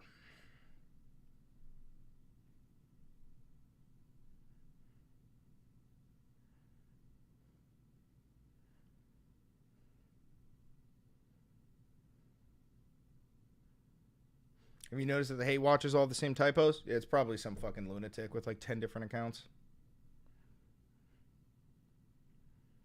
So, why do you want me rounded up and sent to El Salvador, sweet boy? Sweet, sweet summer child.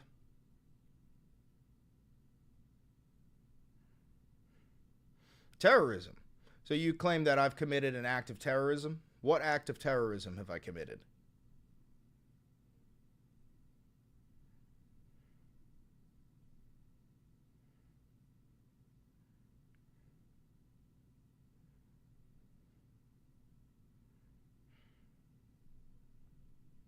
Anything? Anything at all, sweet, sweet summer boy. Come on. That's up to Trump and the government to decide. Copy that, brother. Copy that.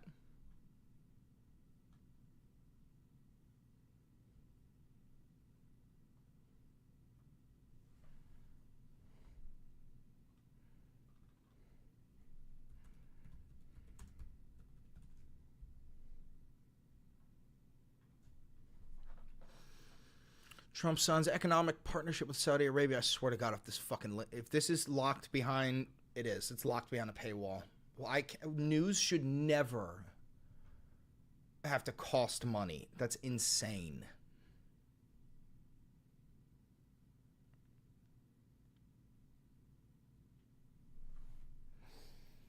You're a Stalinist, Chris? No, I'm not.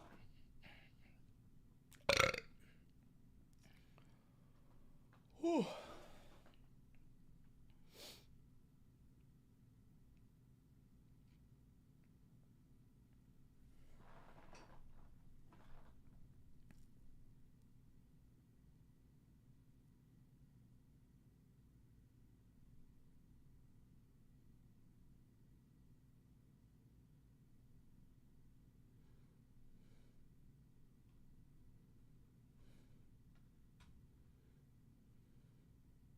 I want to see what Trump has said on Truth Social.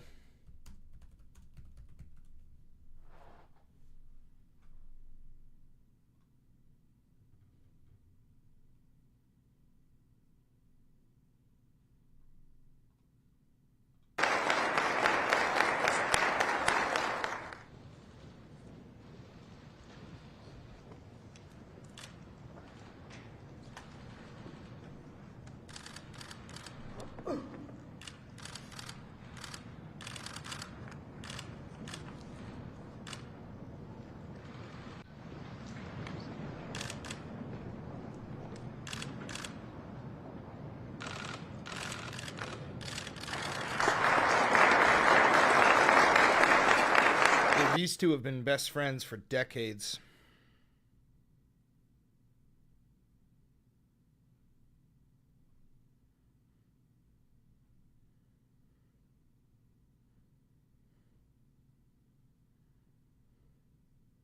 This motherfucker posts so much.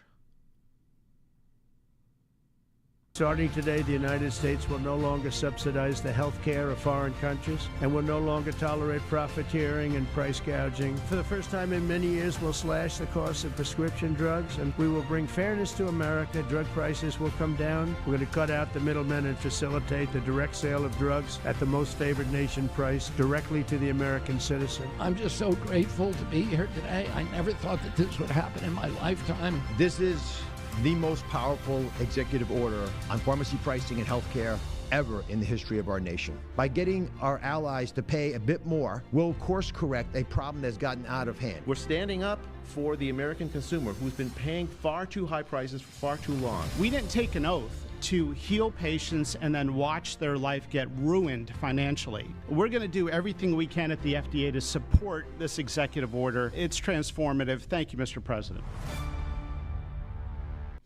Dude, GOP lawmakers are so fucked, bro, because they all have they all have deals with big pharma. I wonder how they're gonna have to choose between like Donald Trump and their fucking financial margins, their stock portfolio.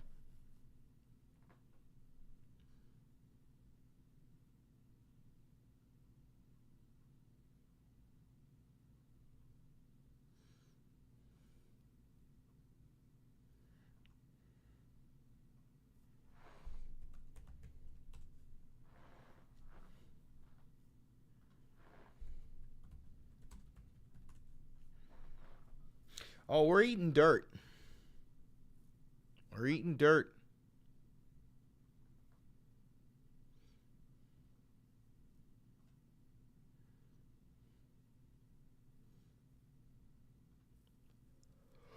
Yeah, here it is.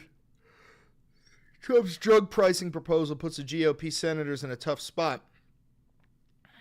Republican lawmakers have warned in the past that directing the federal government to set drug prices will slow innovation.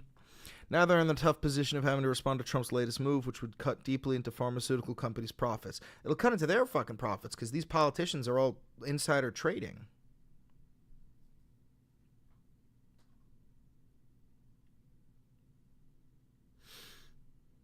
No, the new laptop has not come in. I haven't ordered it, bro. I don't have the fucking money yet. It costs more. That laptop costs more than the money I make in a month.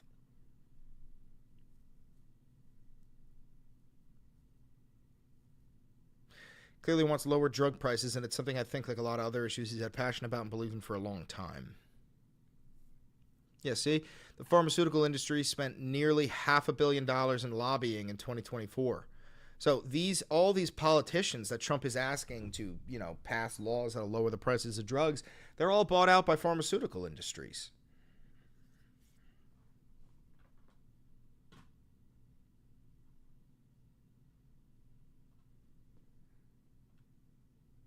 Why is lower drug prices bad? It's not. It's not bad at all. I don't think that he's going to get away with it.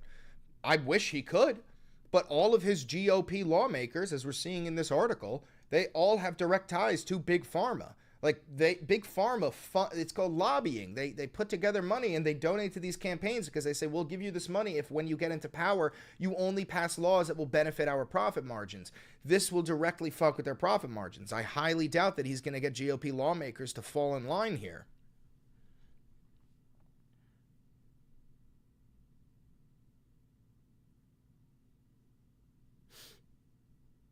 Copy that, Ryan. Copy that.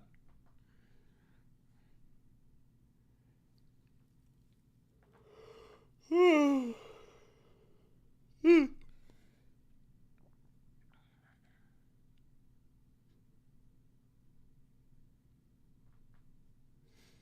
may take a little break, go live on the phone or something. I gotta go get more coffee in me.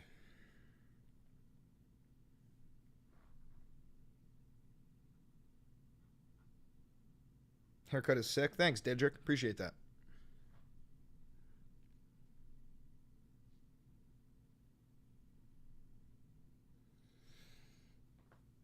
I might go down to the coffee shop and grab another coffee.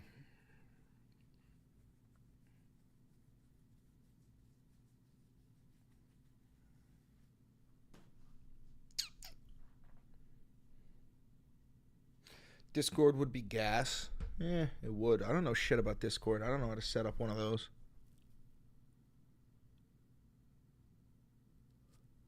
I don't think socialism will benefit America. That turns into dictatorship. Brother, we already have a dictatorship, and we made it here through capitalism.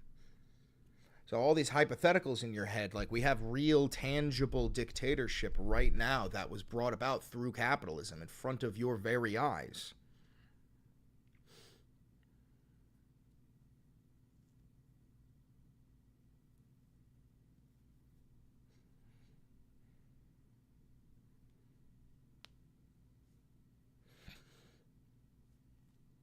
A new hand touches the beacon. Trump follows the Constitution, not dictatorship. Nope. Trump has violated the Constitution so many fucking times since he took office. It's absolutely diabolical. It's diabolical. It's incorrect.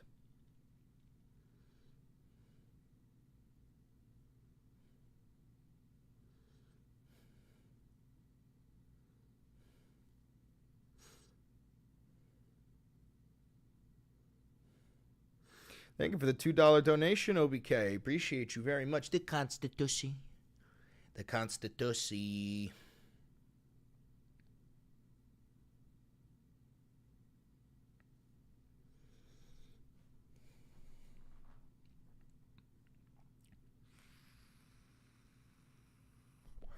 Watch Charlie Kirk and the older millennial. They debunk this stuff.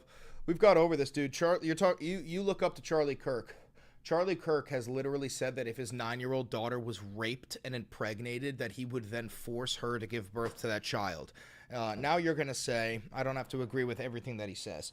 The older millennial is literally a fucking propagandist. He was on Tim Pool's show. Tim Pool was paid directly by Russia to spew anti-Ukrainian propaganda. And then coincidentally, at the same time, the older millennials started doing the same thing. If these are your beacons of truth, I can't help you, bro. You are unironically watching government-paid propagandists. Bro, what? You didn't know that? You've never seen Charlie Kirk say that if his 9-year-old daughter was raped and impregnated, he would force her to give birth to it? You've never seen that?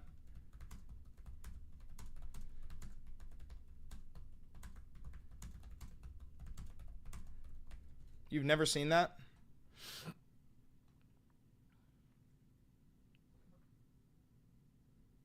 So if... Thank you for the $5 donation, Mary. So if you had a daughter and she was 10 and she got raped and she was going to give birth and she would, no, wait. Oh, and she was going to give birth and she was going to live. Would you want her to go through that and carry her baby? That's awfully graphic. It's no, but it's a real life scenario that happens to down. many people. The answer is yes, the baby would be delivered. Oh, okay, great. So that's insane. But let me tell you why. No, hold on. Let me ask. Is that your beacon of truth, bro? No. Well, it's a human life. Okay, let me play this again and you just tell me whether you agree with Charlie Kirk or not. So if you had a daughter and she was 10 and she got raped and she was going to give birth and she would, no, wait. Oh, and she was going to give birth and she was going to live. Would you want her to go through that and carry her baby? That's awfully graphic. It's no, but it's a real life scenario that happens to many people. The answer is yes, the baby would be delivered. So do you agree with Charlie, Koofs?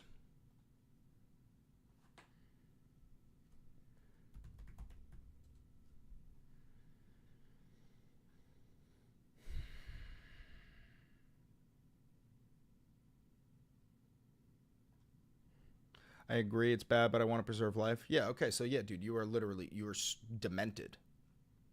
You're demented. And then I think I have something on the older millennial here from when I debated him. Made him run away. Oh, here it is. And here's your other beacon of truth. Hold on. Will you answer in yes or no? Depends on the question. Okay. Whether it's a yes or a no question. Yes or no, would you support legislation that forces women to give birth? Depends on, there would have to be stipulations.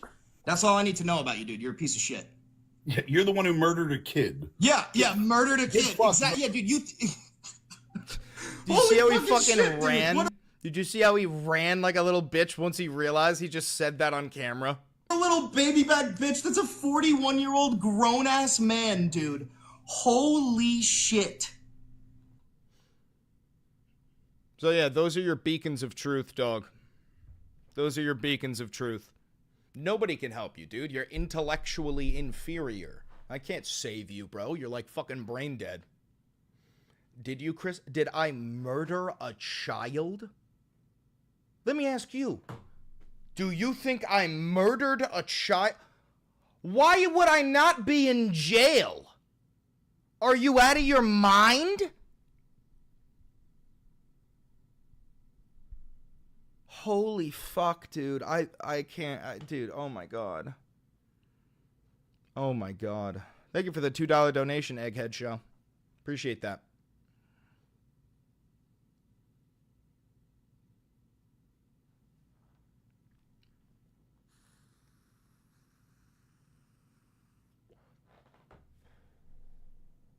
Why would he say that then? Because I've dated women who got abortions. That's why. He was saying that because I've dated women who got abortions, that I'm a murderer. That's what his whole argument was. Thank you, Mary Lee, for the $2 for my legal fees.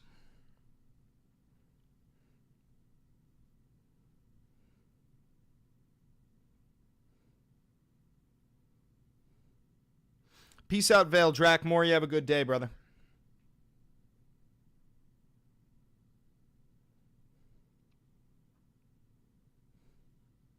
$5 donation from Crazy Pain. Koofs believes a 10-year-old is perfect age to be a mother. Yeah, I know. It's unbelievable. It's always about saving a life until they throw it into adoption center that's rife with abuse or becomes homeless due to mental illness. Yeah, they don't give a shit. Well, human life is more valuable. I don't know what you're comparing it to. More valuable would mean that you're comparing it to something else. I don't know what you mean. But, I mean, there's a simple question here, Koofs. It's a very simple question. There's two people. One of them is a guy who goes around to children's playgrounds with a bat, and he beats children to death. The other one is a woman who gets an abortion. Should both, in your mind, because you believe it should be illegal, are both of those people committing the exact same crime in your mind?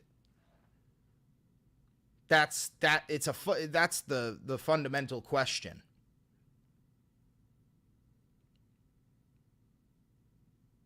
In the law, yes. No, well, Jonathan, it's not the same crime according to the law whatsoever. One of them is a crime, the other one is an abortion. Yes, in law. No, guys, I'm not in. Okay, maybe you're confused. That's not the law.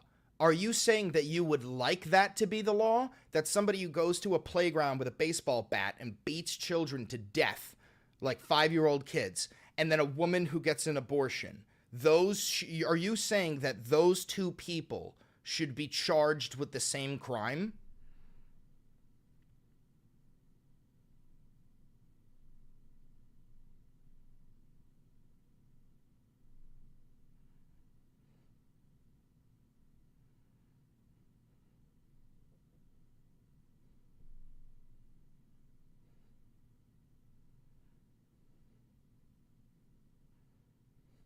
I don't know. What? Okay, let me rephrase it then. I'll make it even easier for you. Okay, should women who get abortions be charged with murder? Should they receive a murder charge?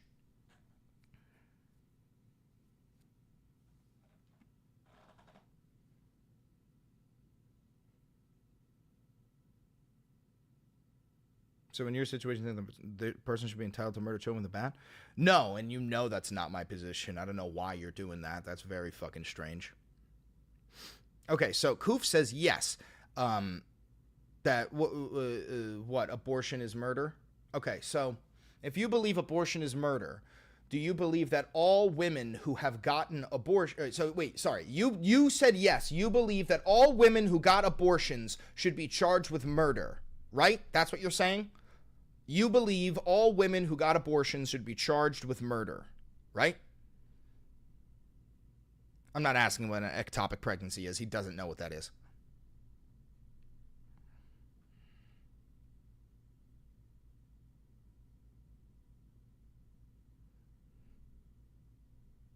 That is right. They killed the child. Okay, so here's the second question. So there are some states in the United States of America, such as South Carolina, where murderers can face the death penalty. So my question to you is this. Should women who get abortions in those states, should they potentially face the death penalty?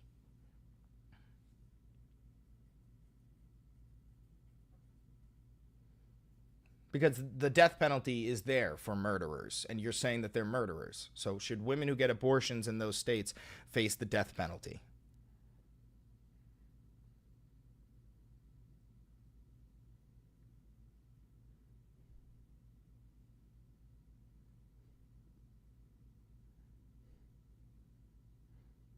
No, 20 years.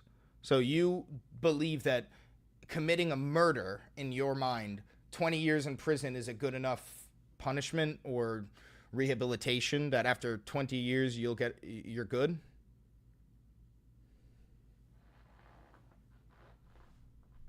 So it should be the same with all murderers, right? Most cases, yeah. Okay, so you believe that murder should only be like a 20-year sentence.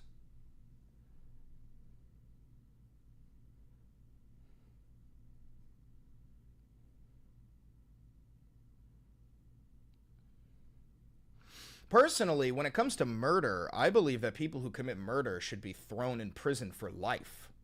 That's like I don't know. I don't know. Maybe I'm radical.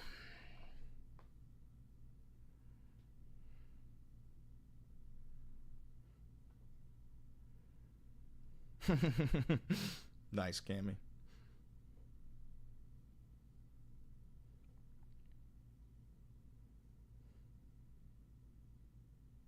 You talk from your high horse with no real experience? What do you mean? All I said was I believe that murderers should go to prison for life. What? How is that talking from a high horse? I don't understand. We can only say it is punishable or not. We can't specify what type of punishment since it differs from person to person, so they should average it and decide what is better. No. You guys claim that abortion is murder. We have laws already surrounding murder. Different degrees of murder. First degree, second degree, third degree. No. You said that abortion is murder. So we should, according to you, we should be throwing these women in prison because they're all murderers. That's what you said. That's what you said.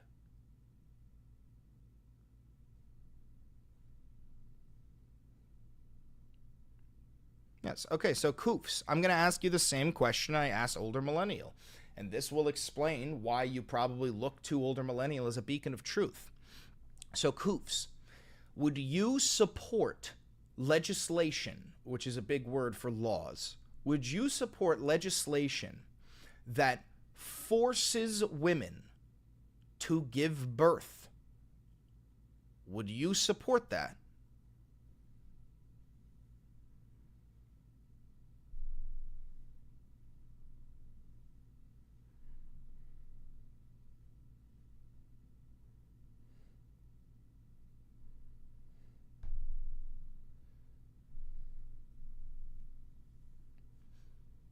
Yes.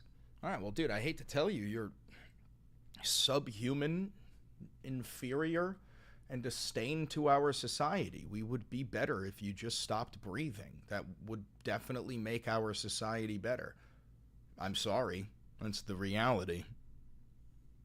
You're not even pro-life. You are simply pro-forced birth. You're just pro-forced birth.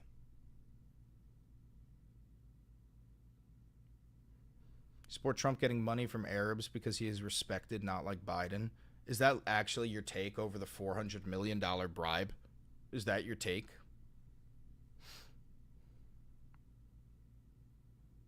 Let me ask you this, Venti. Would you support legislation that makes it legal for women to abort at 9 months? It already is, bro. Yeah, because women... Do you not know that sometimes women have like a life-threatening emergency in the 9th month? and the doctor asks them, and the husband, they say, it's either you or the child. Yeah, we already have 9-month abortions because women's lives are in danger. Giving birth is a very, very complicated process. How about completely elective? Brother, that's illegal. That's already illegal. You can't just go and get an abortion at the 9th month because you just don't want it anymore. That's already illegal. So you move the goalpost? What? No, you asked me if I support a woman's right to get an abortion at the 9th month, and of course I do. Yes, because plenty of women need an abortion at the 9th month in order to save their life. And if they don't have a right to get that abortion, then they're going to die. Get a C-section? That's not always the option. Literally, like, this happens very often. Dude, you're acting like getting a C-section is an end-all, be-all. First of all, it is not a permanent solution. For some women, it is literally up to their choice whether they want you or the baby to survive. This happens.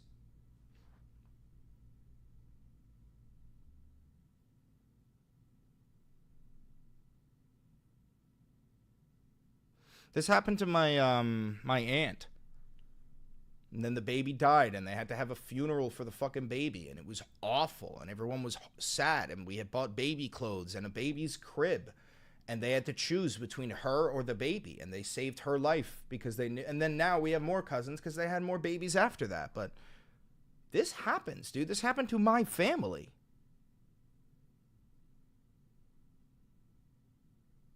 Thank you for the $5, Cammy. Grab a coffee on me, Chris. I'm about to go get one myself soon. Yeah, I gotta go get a coffee. In that case, the mother can have an abortion. So, okay, so Coops, I know we disagree on a lot here, but what you're saying is you understand that they need to at least have the ability to get the procedure. For you're saying if it's a life or death scenario, whatever the situation may be, doesn't matter. At the end of the day, you agree they need to be able to get it. It needs to be there. The doctors need to know how to do it. They need to have the materials in order to do it, because we run into situations where it's between the women or the baby. Why do you attack Christians but support Muslims? You hate the people who have given you freedom. Meanwhile, you know you can't preach anything in Muslim countries. Brother, I attack all religions equally. I think religion is the downfall of humanity. What the fuck are you talking about? You attack Christians but support Muslims. What are you even talking about? I don't even know what you're talking about.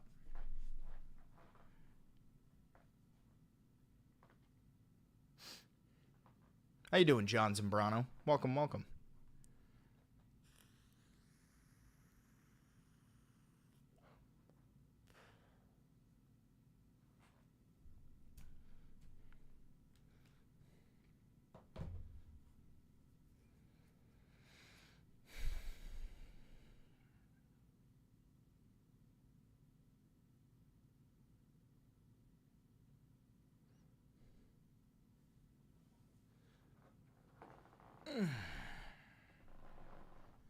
I bet the MAGA account thinks you can preach on the streets of Israel too. Yeah, he probably does.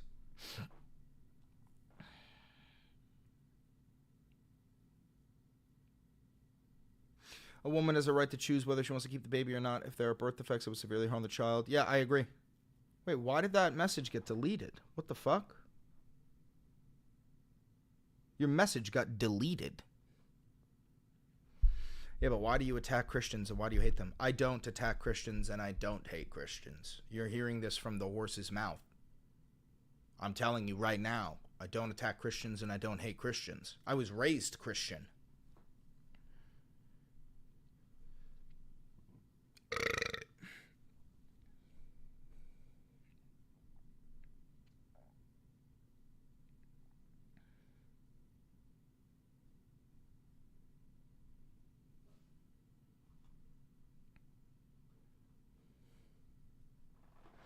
What are your thoughts on the Diddy trial? You want him to be freed because he's a liberal. Okay, I think that guy's trolling. I'm going to ban you.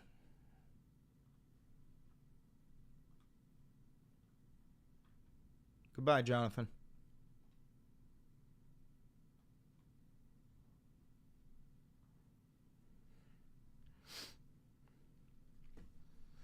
But you're a Marxist that wants to destroy churches. That's what Karl Marx said. You think I want to destroy churches? Are you serious, dude?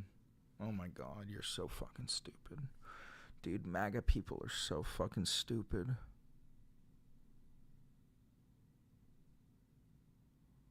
Oh my God.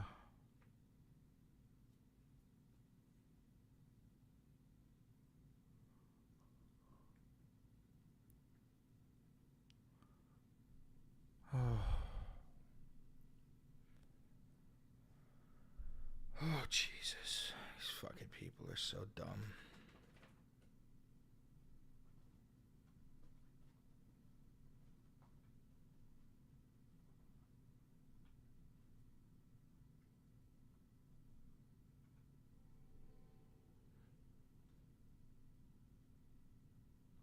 House Speaker Mike Johnson is trying to hold his Republican conference together and prevent any small factions from sinking his party's sweeping agenda.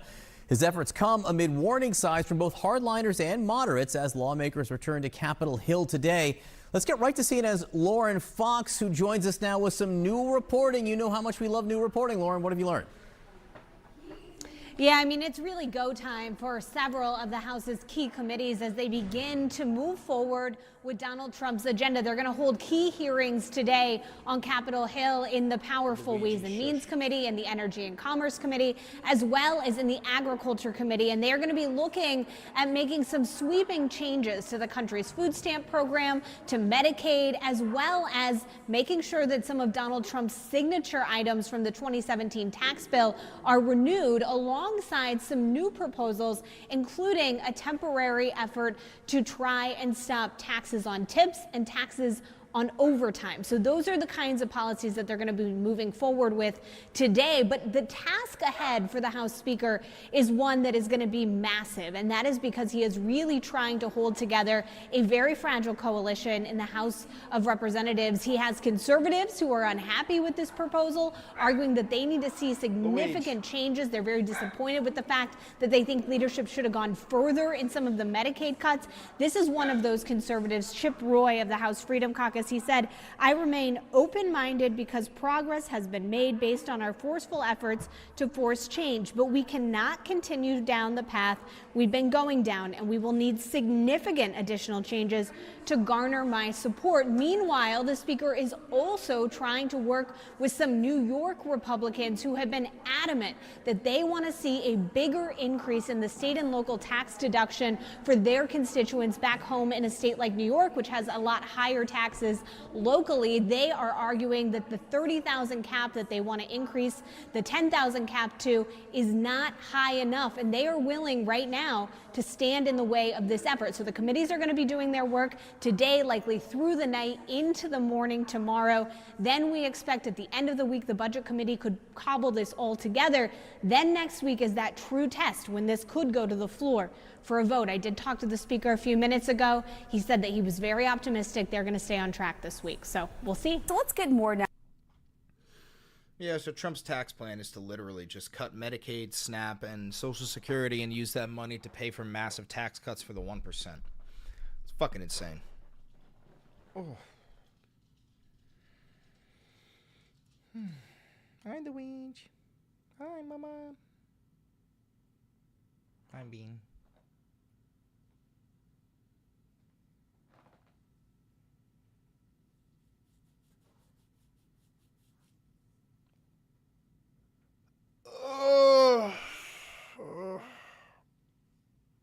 That's why I support Palpatine. He's going to save the Republic.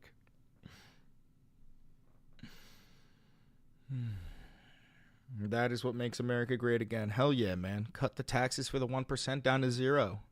Trickle down economics, man.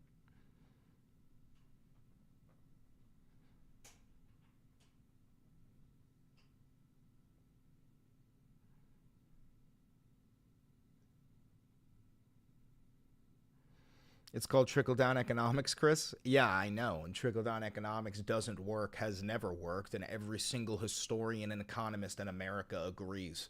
You need to be actually fucking mentally disabled to think trickle-down economics works.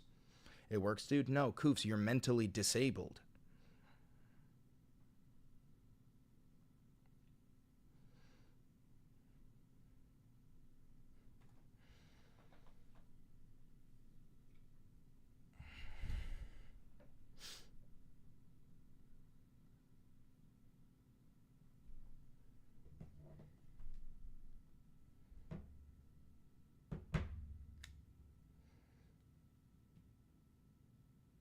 Rich gives us stuff and are the smart ones to make jobs.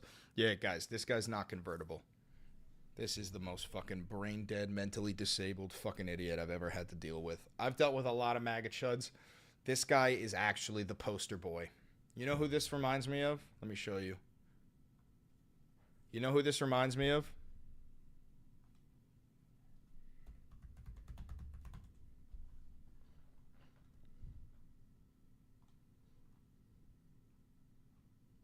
This. That's who Koofs is. This is the type of person that Koofs is. You can't change these people. This is not satire. This is, I want you to understand something. These people are genetically inferior to you. Do you understand that? And I mean that wholeheartedly. I hope this gets clipped and put on fucking Fox News when I'm trying to run for president. I mean this. And this is probably because this man here married his sister.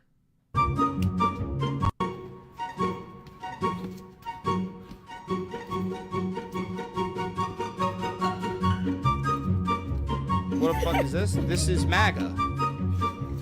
This is MAGA.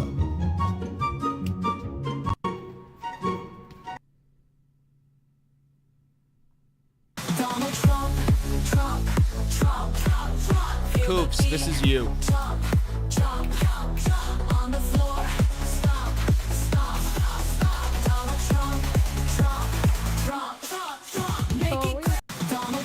Koofs, this is you. MAGA, this is you. He goes, says the guy who worships Sleepy Joe Biden. Yeah, bro, because there were videos of people dressed up like this worshiping Joe Biden. Hell yeah, bro. Hell fucking yeah, dog. Trump. Trump. Trump. Trump. Is everybody ready? I wanna be like the Donald Trump. I wanna be like Trump. Yeah. Trump. Not a cult though, right guys? Not a cult.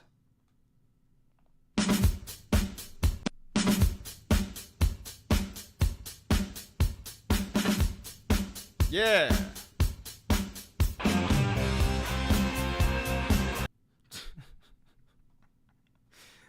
Oh, Jesus Christ. These fucking people are actually... This is what I mean. This is what I'm trying to tell you. You're dealing with people who have mental disabilities. It's not an even playing field. Some of them can be converted because they're not mentally disabled. But there are people like Koofs who are actually mentally disabled. That's who we're talking to.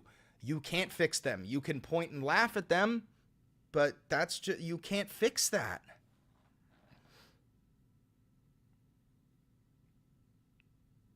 You can't fix that, guys.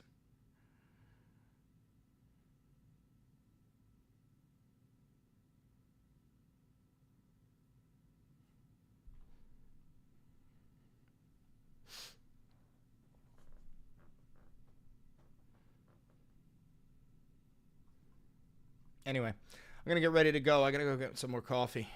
Get these videos up. What's wrong with the video, Chris? If you don't see anything wrong with that video, you're proving my point, dude. You're mentally disabled. You saw that and went, that's fine. That's totally normal. I can't help you, dude. Nobody can help you. All right, guys. I'm going to get ready to go.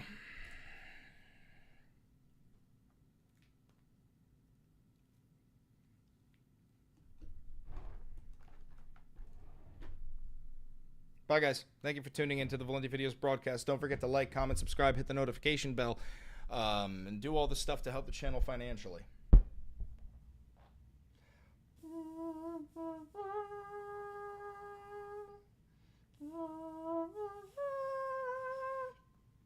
Bye, guys. Long live the Emperor.